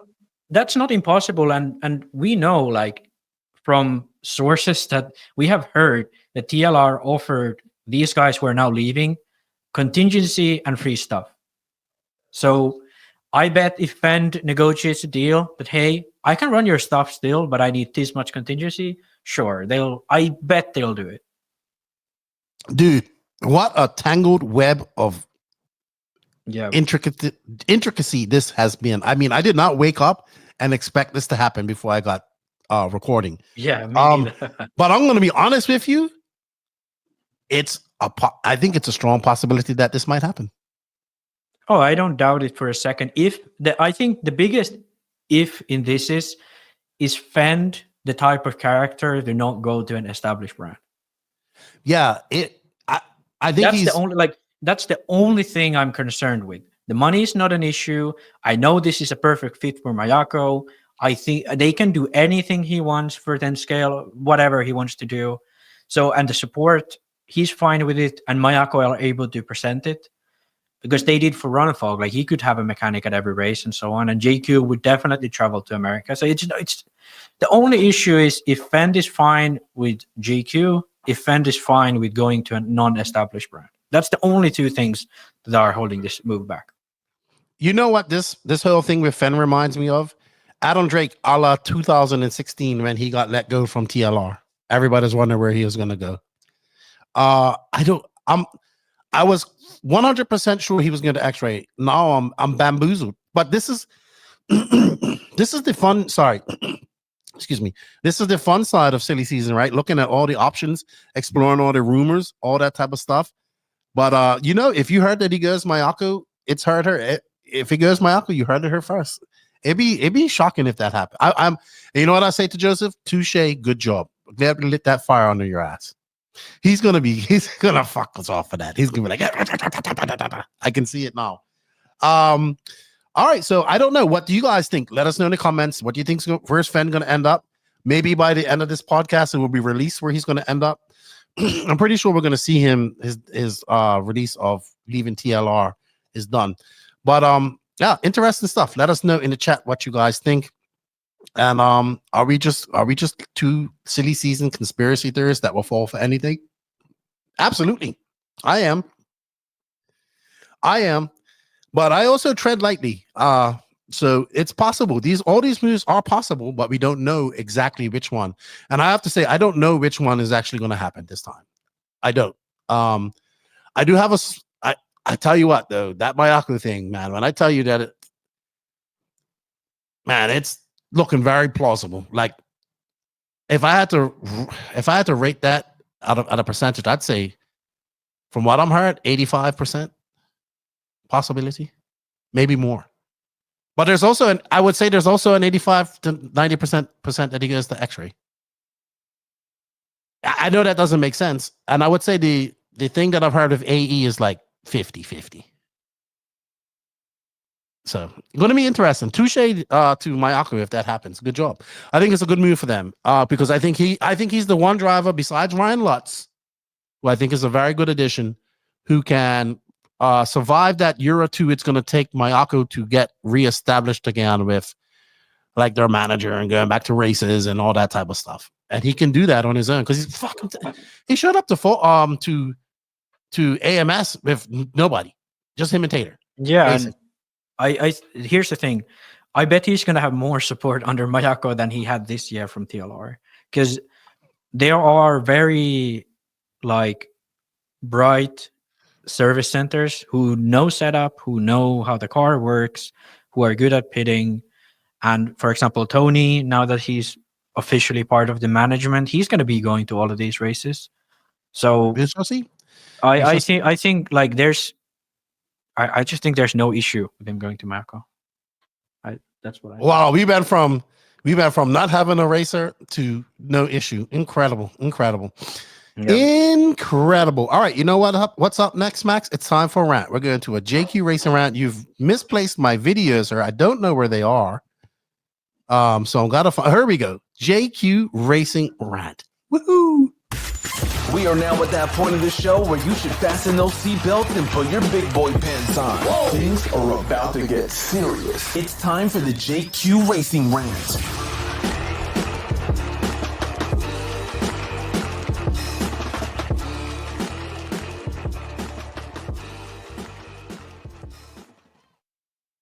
All right, we are back for a JQ racing rant. Yeah, the company doesn't exist anymore, but we still like the intro and like the rant that it brings back lots of great memories and how I got my start and you got your start as well in RC. Yeah. And to be honest, I don't think most of these rants, I don't think any company would like to put their name on. So I think it's like a win-win scenario because there's no sponsor that could drop out for this section. Well, maybe some are not even wanting to be associated with us after these, but most of the time we're usually on the side of RC. So we're not just like fuck everyone. We're kind of we're on the side of RC in this case. Yeah, and we got two rants. One's about a track close and one's about what's going on at, I don't know if I want to say their name for impossibility of getting a cease and desist, but let's just say that Vertical. You know it's not the other one. It's like Vertical. What would be the Verticon? No, because the other Verticon. 88. Verticon we're is gonna the best. call them 88. You know, number 88. We're gonna use that. So if we call No. Don't use 88. People are gonna think we're in Germany at the 30s. You know what 88 is? No, I don't want to know. Don't want to know. Google it. I will. Everyone who knows what it is, but we're okay. So we're not using 88. We're not using. Okay, so I'm wrong. I was thinking of using the. I know what it means now. I know what it means. I know what it means. I know what it means. I know what it means. Maybe I should delete that. I didn't know. No, leave it in because it's funny. But let's use Verticon because it's almost the same. Verticon. That's the name of this company that we're going to use. We're going to use it for legal reasons so we don't get in trouble or get any of our sponsors in trouble. But we will talk about this. All jokes aside. So last podcast we talked on it. It's been a talk of a lot of people. It's about TLR. I'm going to be honest with you. It's about this company's decision to eliminate their pro racing team, which included all their paid drivers like Dakotah Phend, Taylor Sontag, Nate Sutherland. I wouldn't say was getting paid by getting some travel. Brennan Schimmel, all this type of stuff. This all goes back to something that's been happening since this company took over this brand, TLR, back in the day from its original brand.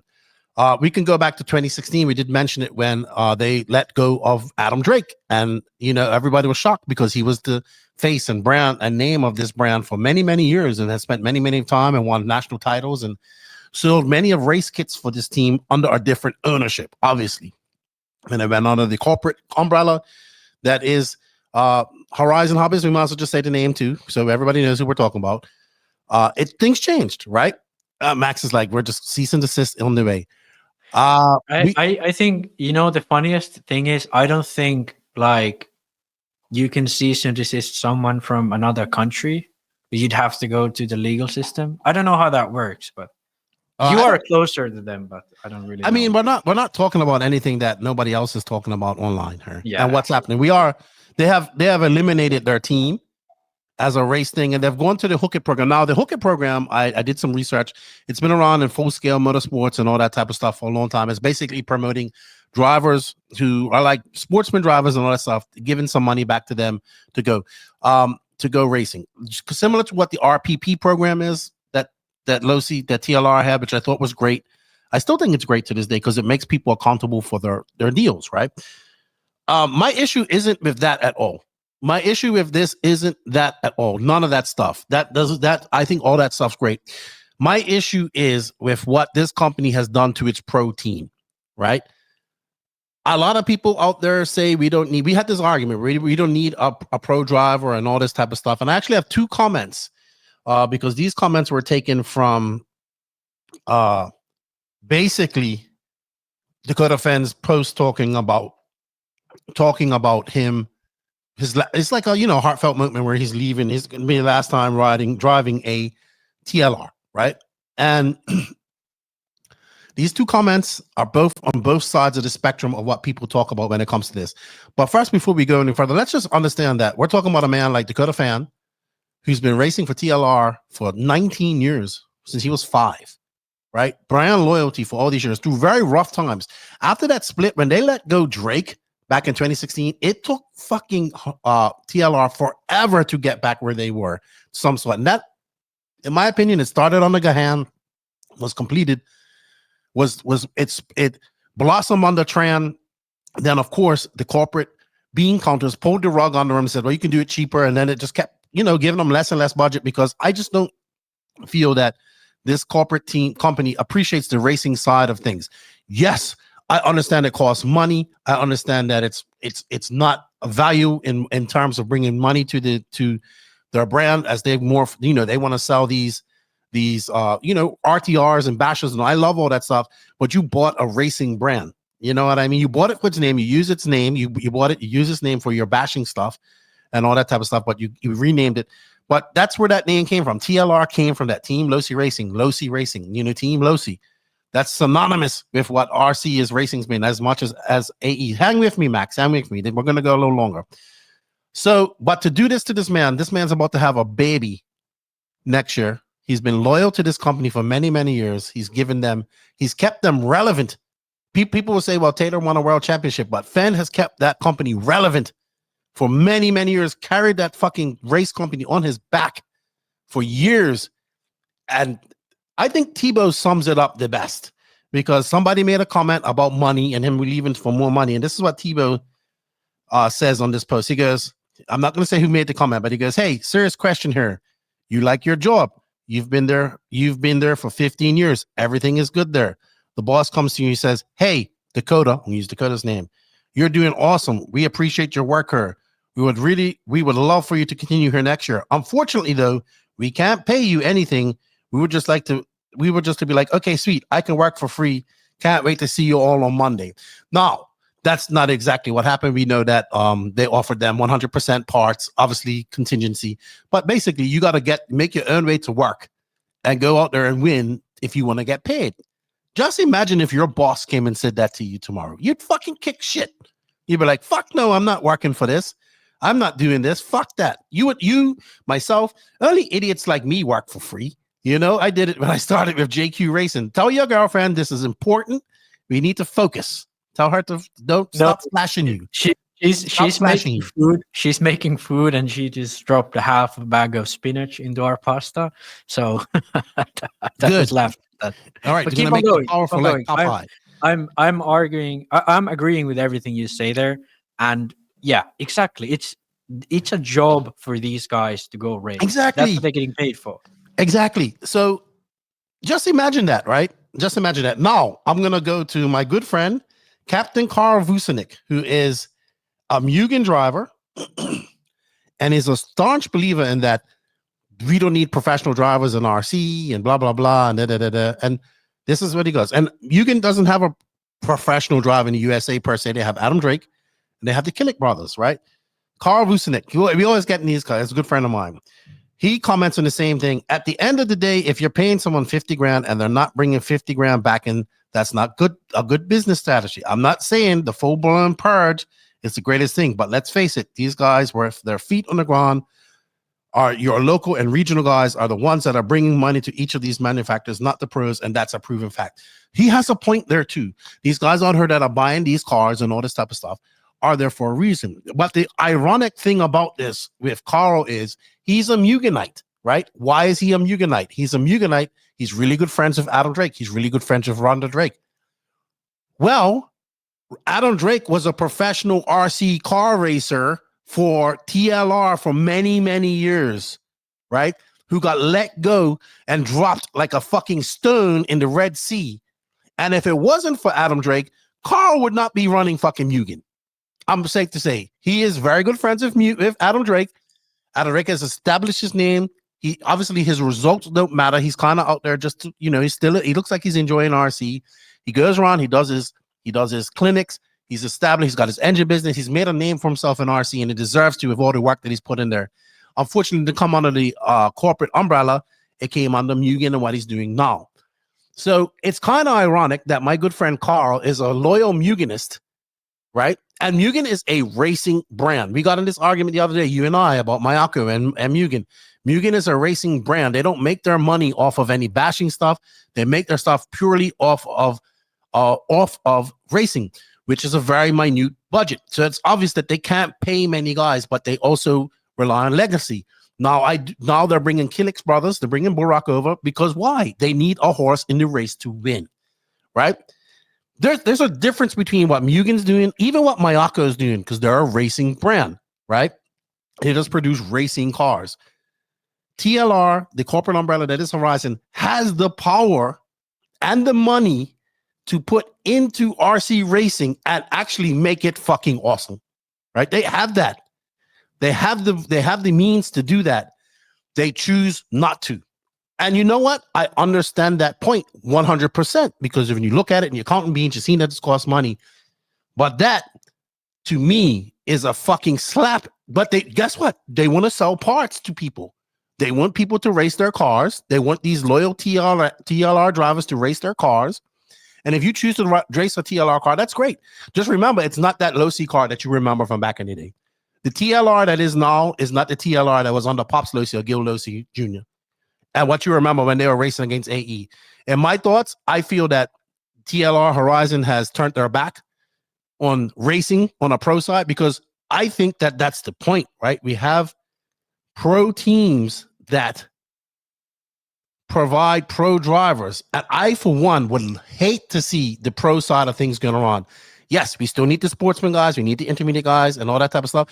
What we should be doing is taking these pro guys and utilizing them in a way to promote our fucking hobby and promote our sport and getting more people into it, right? Because that's the cure for this whole thing is getting more people into RC racing, right? That's what we should be doing. Horizon has the ability to do that, has the ability, has the money, has the means to do that. They want to take from RC, but they don't want to give back to the RC racing side on a professional side. Yes, they'll give. There's going to be guys that are going to stay on the team and they're going to get 100% deals. And those guys are the guys who are going to think they're going to make it to somewhere special in their life. But if that's what you want to choose to do and you want to run TLR, that's fine. But at the end of the day, it's going to suffer from the same thing that most of these brands do. these smaller brands. When it comes to that end, they're not going to have that Dakotah fan winning 10 scale. They're not going to have Taylor winning the Worlds. They're not going to have Dakotah fan winning 8 scale races out there. And that's going to matter when it comes to these big races. And when you go to these races, you're going to have a very diminished, you're not going to have people there for support. Because this is what I hear. I want support. There's not going to be any support there because there's no value put on sending people to the race team, right? There's not going to be any race team. What development are you going to get? You still need pro guys to develop cars, if I'm not mistaken. That's still part of their job to test these cars to the ultimate limits. So for me, I got both sides of the coin on this. I understand why they did it. I don't think it's the right thing to do. Not only that, they fucked the guy over for 19 years. They fucked, from what I'm hearing, there's many other employees going on there. But that's what happens when you get pencil pushing pinheads making all the decisions and making decisions by accountants. I'm not an accountant. Don't have a claim to be. I understand why they're doing this, but fuck it. It's not fucking right. Like, and I think as an RC racing enthusiast, you should spend your money where you think those people have the best interest in your sport and your hobby out there. You may go. I do think you make good points, and I do agree with sort of the story or emotional side of it and like the passion of RC side of it. But I think because obviously these rants are maybe more boring if we agree on everything and we're just like, yeah, fuck everyone. So I wanted to bring another perspective because was it Carl Vunicic who made the point? Yeah. Captain Carl Vucinic, good friend of mine. I understand his point. I 100% understand his point. Yeah, but I want to, because I think the T-Bo's point is 100% valid and I 100% agree with it. But I also think Carl's point is 100% valid because Mugen would not keep Drake on unless he provided the revenue that he does for Mugen. They would not keep him on if he didn't provide for more than he's worth. And the thing is, it is true. He's not providing because he's a racer, but he's providing because he's something else than a racer. He's a social media figure and a sort of face for the brand. And I think that's the difference between, Mugen and then the rest of the brands. Like Associated, they have plenty of guys on their team that they're paying that are definitely not worth the amount of their value. They could definitely get more profit in their company by going another way. Sure, they may lose some sales, but the profit margin would be more. Now, why do they do this still? It's because the people who work at Associated are passionate about RC. They want to give a young guy a chance to win races because that makes them feel good and that provides value to the company through that. But it's not economically the best thing to do. And that's kind of the difference between a lot of racing ventures around the world and different racing classes, and then some other racing in the world that is actually economically viable. And now we come to why Carl is right. The thing is that TLR is sort of the first company who are looking at RC from purely numbers perspective. And instead of me hopping on and blaming Horizon for doing what they're doing, I actually think that is rather the symptom, not really the sickness. I think the illness is that we don't have a professional enough sphere in RC that takes the maximum advertisement out of the professional drivers. So Dakotah Phend, if he wins a race, it looks good for guys like us. It gets exposure for guys like us. But most people don't really know it. Most people, it's not really worth it. If we had something like RCGP, it definitely would. If RCGP was something that everybody in RC watched and knew about, and it was allowed like a 5-year span to develop into a professional F1 type thing of RC, if Phend was doing well, that would really give him something that people would see. If all of the news sites for 4 events a year were for a week just flouting RCGP, this is the best thing ever, of course it would be worth it for the brands to have that guy on. But now the sphere of racing is so separated that it's not really worth it. We're getting closer to that in America, thanks to Race Time consistently doing better things, partly thanks to the criticism they're getting, but also thanks to the fact that they're actually working to do better. And thanks to companies like Mod and Elite RC who are competitively improving the amount of exposure RC is getting. So we're getting closer for sure. And some companies are making money off of that, but we're definitely not at a point where it is still economically viable. And I think the reason is more so in RC rather than in TLR's business model or whatever. And now I think TLR is going to make more profit with this plan that they're introducing. Because the thing is, there are still people who are going to run TLR. They are going to vouch for the people in their local club that TLR is so amazing. And I really like TLR. The cars are good and the brand is good and they have a legacy and blah, blah, blah. And there are going to be guys who are going to find the Hook It program suitable for them. And they're going to join and they're going to make a big name for TLR, just like Ryan Stiles Harris did for a few years under Tran. Maybe he was not the right guy, but he's the type of guys that the Hook It program targets. You know, there's going to be many of those in the future years that are going to be part of that. And there's going to be those guys, you know, those guys still ran Yokomo in America. There's going to be guys like that who are going to still be, it's like, hey, I'm getting 100% deal from TLR. I'm getting decent contingency winning these stock races. And my Speedo provider actually pays me. So I can run TLR. Maybe I could get more money at XRAY and then they move to XRAY. But there's going to be guys that like that come up. And instead of having a team that you pay and that goes to each races, you have these sort of half-paid Hook It guys or whatever, and they are going to be going to these races, and then you're going to be having these excited 100% deal guys who are going to be on a decent level at regional races, and they're going to make their thing. And I think that is going to produce more profit than what they are doing now, because they are still going to be selling more cars than it costs to produce them. So they're going to be making profit for sure. And that's effectively what Mugen is doing in America. They have found their guy who's perfect for the Hook It campaign. And that's kind of like, that's what they're getting out of. And in Europe, they have the Killich brothers. Sure, Mugen pays them, but they're not very, they don't get a lot of money from them. And I think it's very simple in those terms. That's how it is. You have faces to the brand, you make it happen, and you build a strong, connected, fan base that are happy to be there. And that was my argument with Mayako too, that they can make it without a big driver. They can't be the biggest brand in RC with the most sales. That's not going to happen. TLR is going to drop their sales, but they're most likely going to be making more profit, which means that they can maybe get a guy on to do social media videos at races or doing whatever to make the brand look even better, which are going to up their sales a little bit enough to pay for itself. And when RC becomes more professional, they could get a chance to hire a guy to actually race those races and then pay back in that way.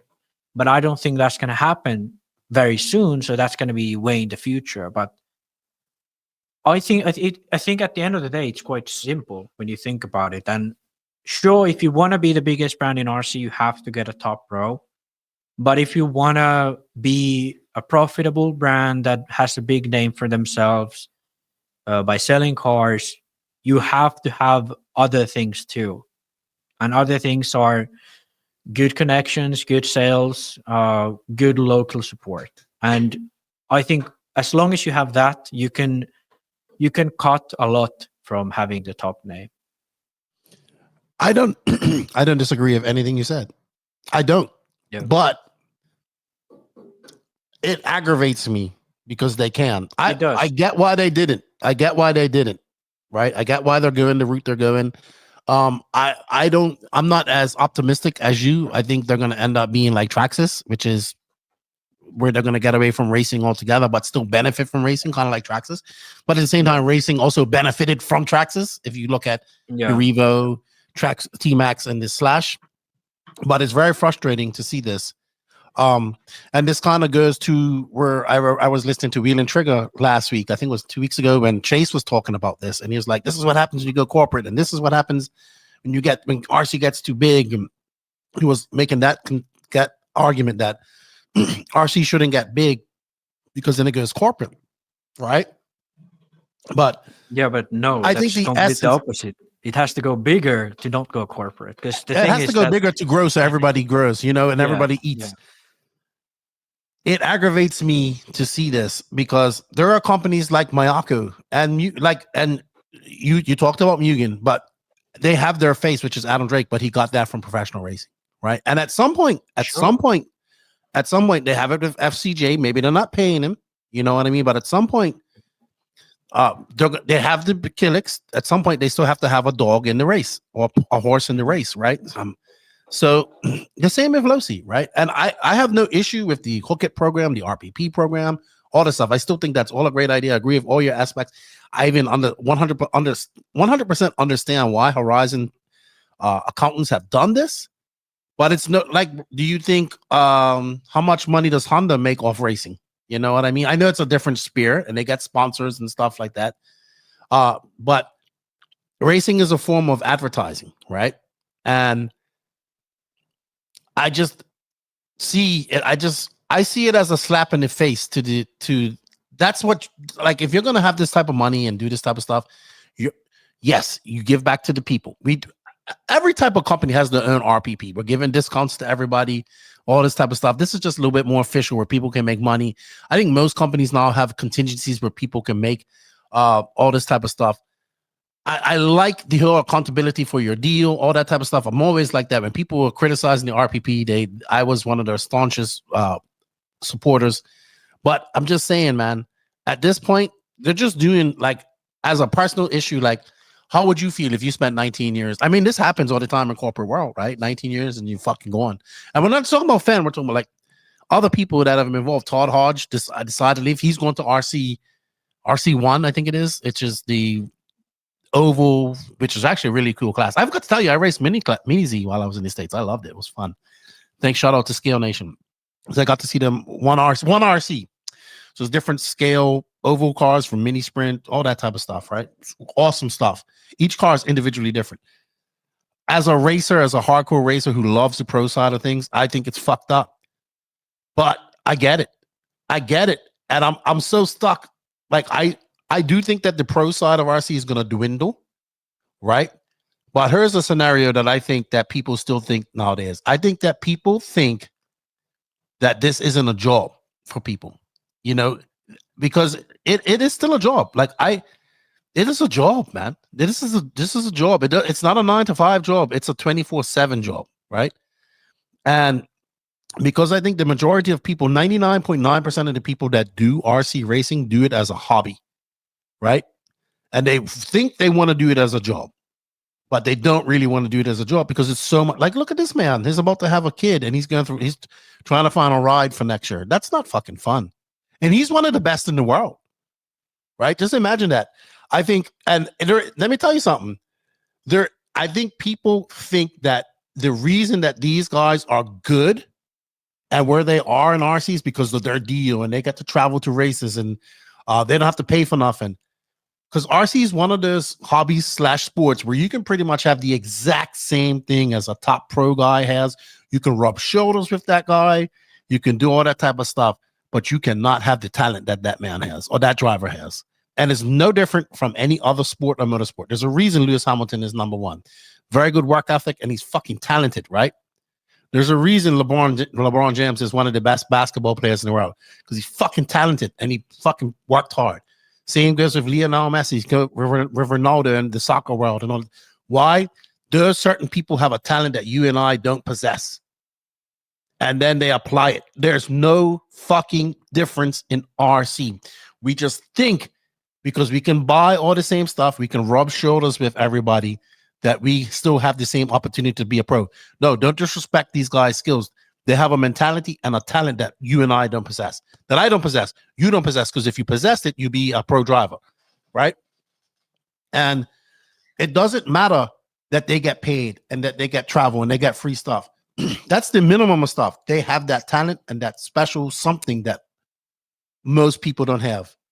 And that's why there's very limited few paid drivers in RC and very limited few high class level of drivers. I do agree with the whole professional side of things, and we need to make it more professional. And we're starting to see a switch in things in RC, thanks to the companies like RCGP that force people to do that. I'm seeing it myself. But yeah, man, I get both sides of the coin here. I understand your points. I don't disagree with you at all. I know I feel for the TLR guys that are TLR drivers, like long-time TLR drivers. They're not going to have somebody to cheer on to an extent. Maybe they will. Maybe TLR will change their mind. I don't know. I'm kind of torn between both of these decisions, right? Part of the emotional side of me is like, fuck, they could make so much of a difference and actually push it to get to that professional side that we talk about so much, right? Because they have the means to do that.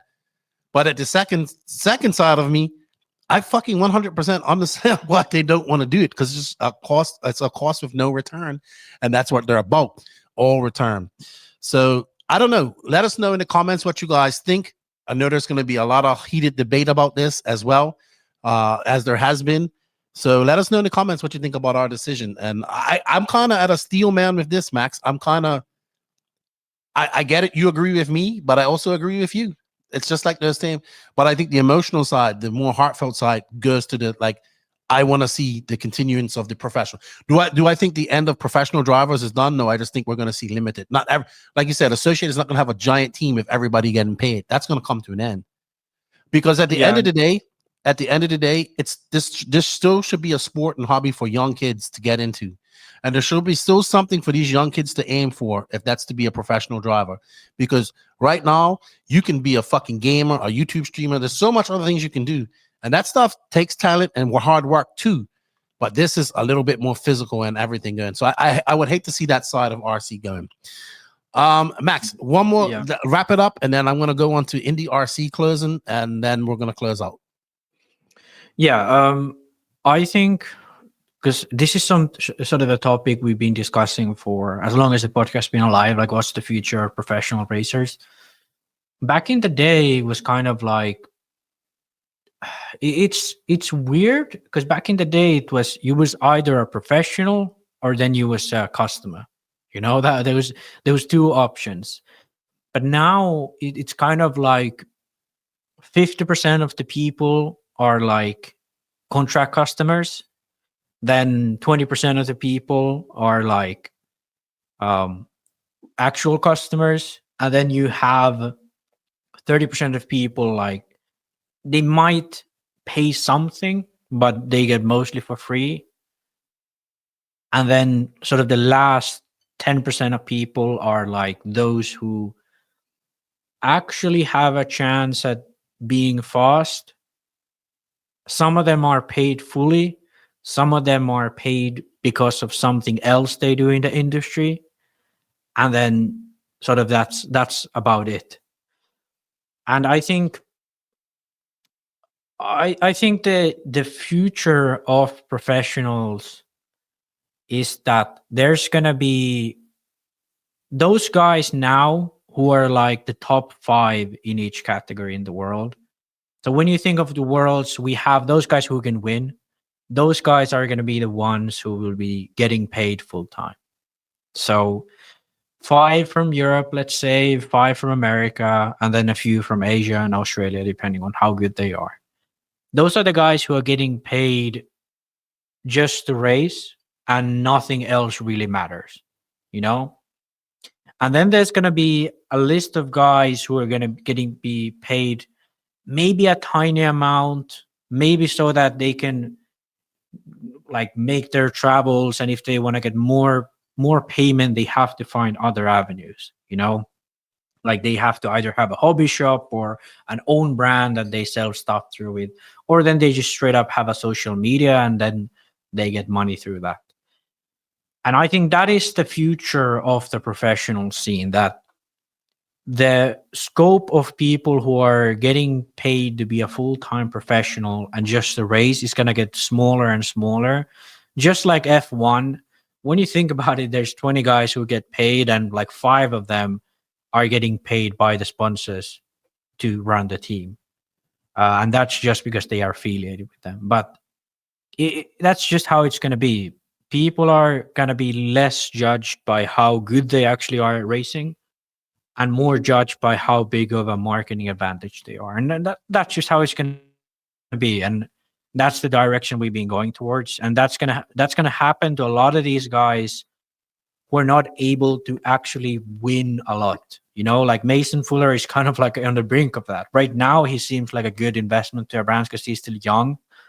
But I think what's going to happen is when there are people like Bornhorst who is good enough to be around there, but he's not good enough to win, when he actually has to start thinking about sustaining a family and having a standard income, RC is not going to be there for him. You have to be like a Mayfield or a Phend or a Runafog or an Ongaro to be able to have a comfortable payment to be dealt for you. And I think that's going to be the difference between the past and the future of RC professionalism.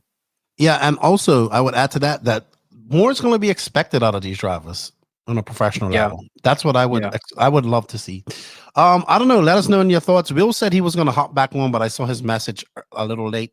But we're going to move on to our. Let us know in the comments what you think about this, whether you're listening to it on YouTube or if you're on Facebook or you're listening to this on the audio apps. Please leave a comment in the review. Helps us out as well. Please don't forget to hit that sub, like, and notification button. Up next, real quick, we're going to talk about this. This is nothing surprise, but NNRC announced that it's finally going to close its doors after having their Lone Star racer recently. That happened, I think 2 weekends ago, maybe this past weekend. I've been to NNRC twice, I think. It's a facility in Dallas, Fort Worth, like on the outskirts, if I'm not mistaken. It's been around for a long time. It's owned by Teague Morelli and Alex Morelli, but mostly Teague. It's been around for a long time. NNRC has been around for a long time, but it's finally closing its doors. And whenever a track closes, we always get this, RC is doomed and this and that and all that type of stuff. But at the end of the day,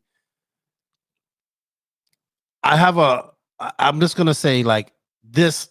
Texas is an area of RC that has 3 tracks on their roof. Wow, they have NNRC, they have Thornhill, and they have Mike's Hobbies, right?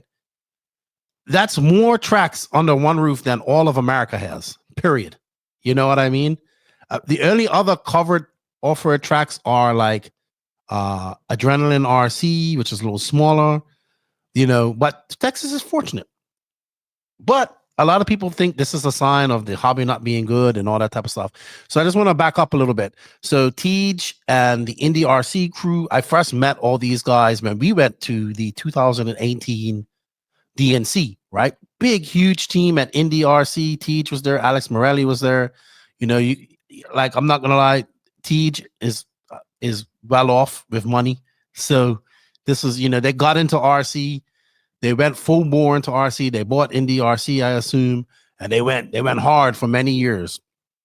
Fast forward a few years ago, Teague kind of got out of it. NNRC was on the new management. Alex Morelli kind of carried on the NNRC, going to races, selling stuff, having a big trailer. But that kind of faded out after a while too. After COVID really killed all of that. And then you didn't see Alex anymore at races. He did open up a carpet track for a little while, but he's completely seems to be out of RC. He pops up on my on my Facebook now and then, but I always liked Alex, a nice guy, and I always liked Teague. So at the end of the day, the passion left them for RC, right? And at the end of the day, when you don't have passion for something, you just don't want to do it no more. And I think that's what, I don't know the ins and outs of what happened with NNRC,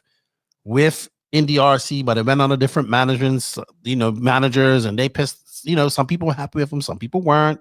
Lots of things that go on. And when you're an owner of this and you're probably just dishing out money and you're not really, constantly, I'm not saying that they were, I don't know the ins and outs, but if something's making money or at least sustaining itself, nobody's going to close it, right? But if it's hemorrhaging money and you got to constantly make up for it every month, then you're going to close it because you see the writing on the wall. So it's unfortunate that Indie RC has gone. Like I said, I don't know all the details, but I've seen this happen before. You have people that come into RC racing, they go gun-ho, and you see it even more now. They turn RC into a business, then it don't work out for them, either financially or in searching for glory in RC, because a lot of people come in to search for glory in RC. It's very easy to become glorified in RC. You're talking about a guy here that talks about RC for a long time, but I also worked in the industry for some time. I also raced, right? Not to a level that these guys were in. I never thought I'd be a pro guy or anything like that. So my point is, sometimes in RC, you just gotta like things come and go. Indie has come, it's had its time. It's unfortunately going to go. I'm not saying it's going to be back, but I understand why Teach doesn't want to be involved in it no more. He wants to sell the land or the business, and he doesn't want to hemorrhage money anymore. And he's just not into it. If you're into it, if you're passionate about it, you're not gonna mind hemorrhaging the money, right? Because that's what your passion is. Like, I know that. I think we need to get back to just enjoying RC. I see too much people who have a little bit of money come into RC, go crazy, build tracks, travel around, hit this circuit hard and fast, making a business out of it, whether it's opening up a full-blown hobby shop, to selling stickers, to making t-shirts, to running titanium, all this type of stuff. It ends up being a side business for most people, or to pay for their racing, which dilutes the market, which dilutes like I would, like right now, I would not get into the chassis market. I would not, in 1/8 scale racing, I would not even think of getting into the chassis market or the tire market, because it's so fucking flooded right now. Well, probably the tire market, because that's consumable, right?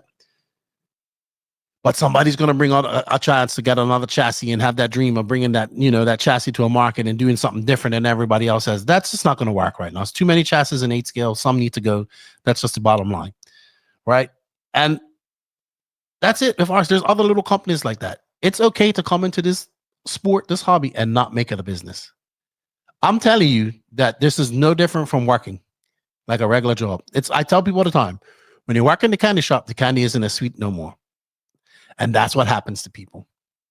They get into this business, they open up a track, they open up a business, they get into this hobby, they want to make it a business, and then they lose all their passion for what they initially started getting into this for.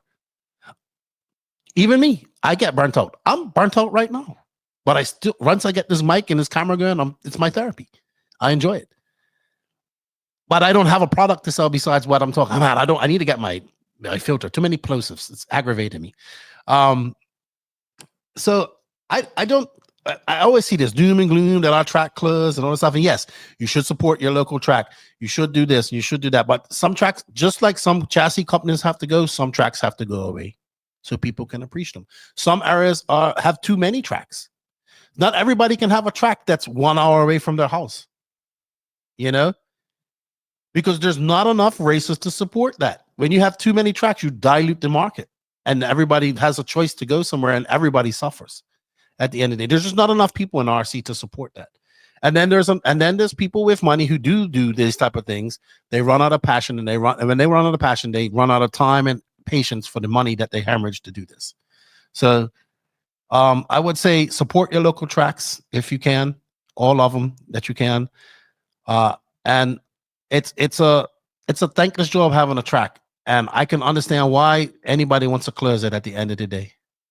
And that's kind of what happened from the outside looking in. That's kind of what happened to Indie RC. It's a shame, but I know people in Texas that won't go to a certain track because it's 4 hours away. I'm like, dude, I have to hop on an airplane and go to America to drive any off-road racing. You know what I mean? Don't talk to me about driving 4 hours. I get it. It's 4 hour drive, but you have that. So Indie RC is going. There's other tracks that are closing. It just comes down to sustainability, man. I think what we're seeing now is the permanent track sustainability. What's the word I'm calling it? Sustainable market or not market. Well,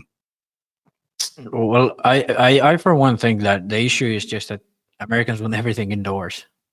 Like, yeah, but I mean, if they want everything indoors, they're gonna have to kind of adapt the European style. Roll out that AstroTurf.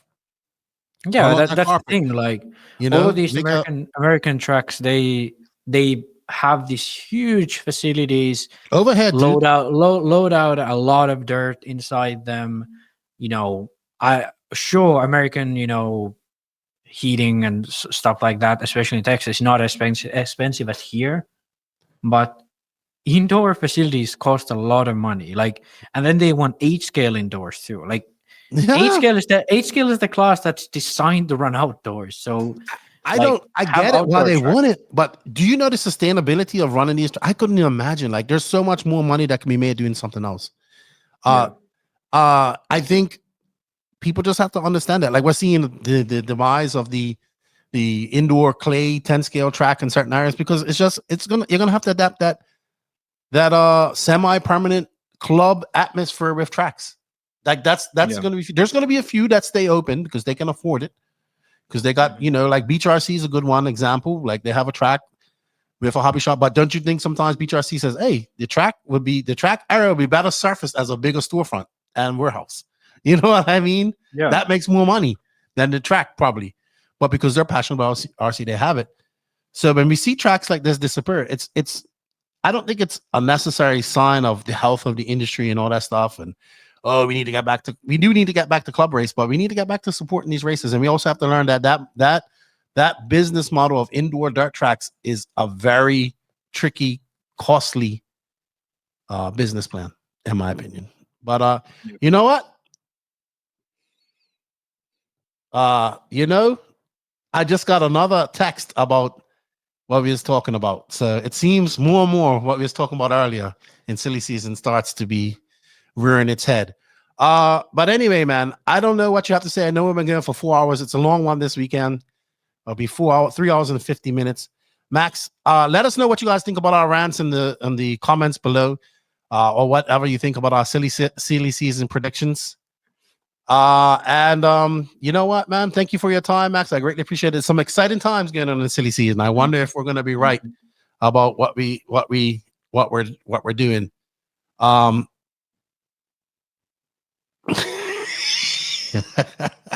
just got a message from Greg Degani. It's funny. Hey, you know what? I want to say thank you to all of our NNRC squad around the world. We guys can't do it without you guys. Greatly appreciate you guys' support. A big shout out to the patrons and YouTube members of the NNRC. If you wish to support this, they'll get early release of this podcast, so they'll hear all this news early. We greatly appreciate it. And I just want to say, hey, you know, it's exciting. It's exciting. A big shout out to all our companies that choose to advertise with us. If you're a company and choose to advertise with us, reach out to us. We got some plans for short-term and long-term things as well. We got some new sponsors coming up. Yeah, we got races. If you're a race, if you want to announce on her, we're taking, you know, we'll do that for you as well. So just hit us up. We're getting under control. I do apologize, and all our people have reached out to me. I'm sorry. I've been trying to get focused on getting the house over my head and getting all that organized when I came home. So I have been very busy. I do apologize. But I want to say a big thank you to these companies. They are Invisible Speed, High Tech RC, Hot Race Tires, Corsa Tech USA, Sidewinder Fuel, Mayako, Beach RC, Tekno RC, Clinic RC, Racecraft USA, and Elite RC Productions. Thank you all for the support, man. We greatly appreciate it. Max, good chatting with you. Will, good chatting with you as well. Let us know what you guys think. Max, Lefty, Will, we're out. We're out. We'll see you all later. We'll see you all later. As soon as I find that damn intro. There we go. Boom.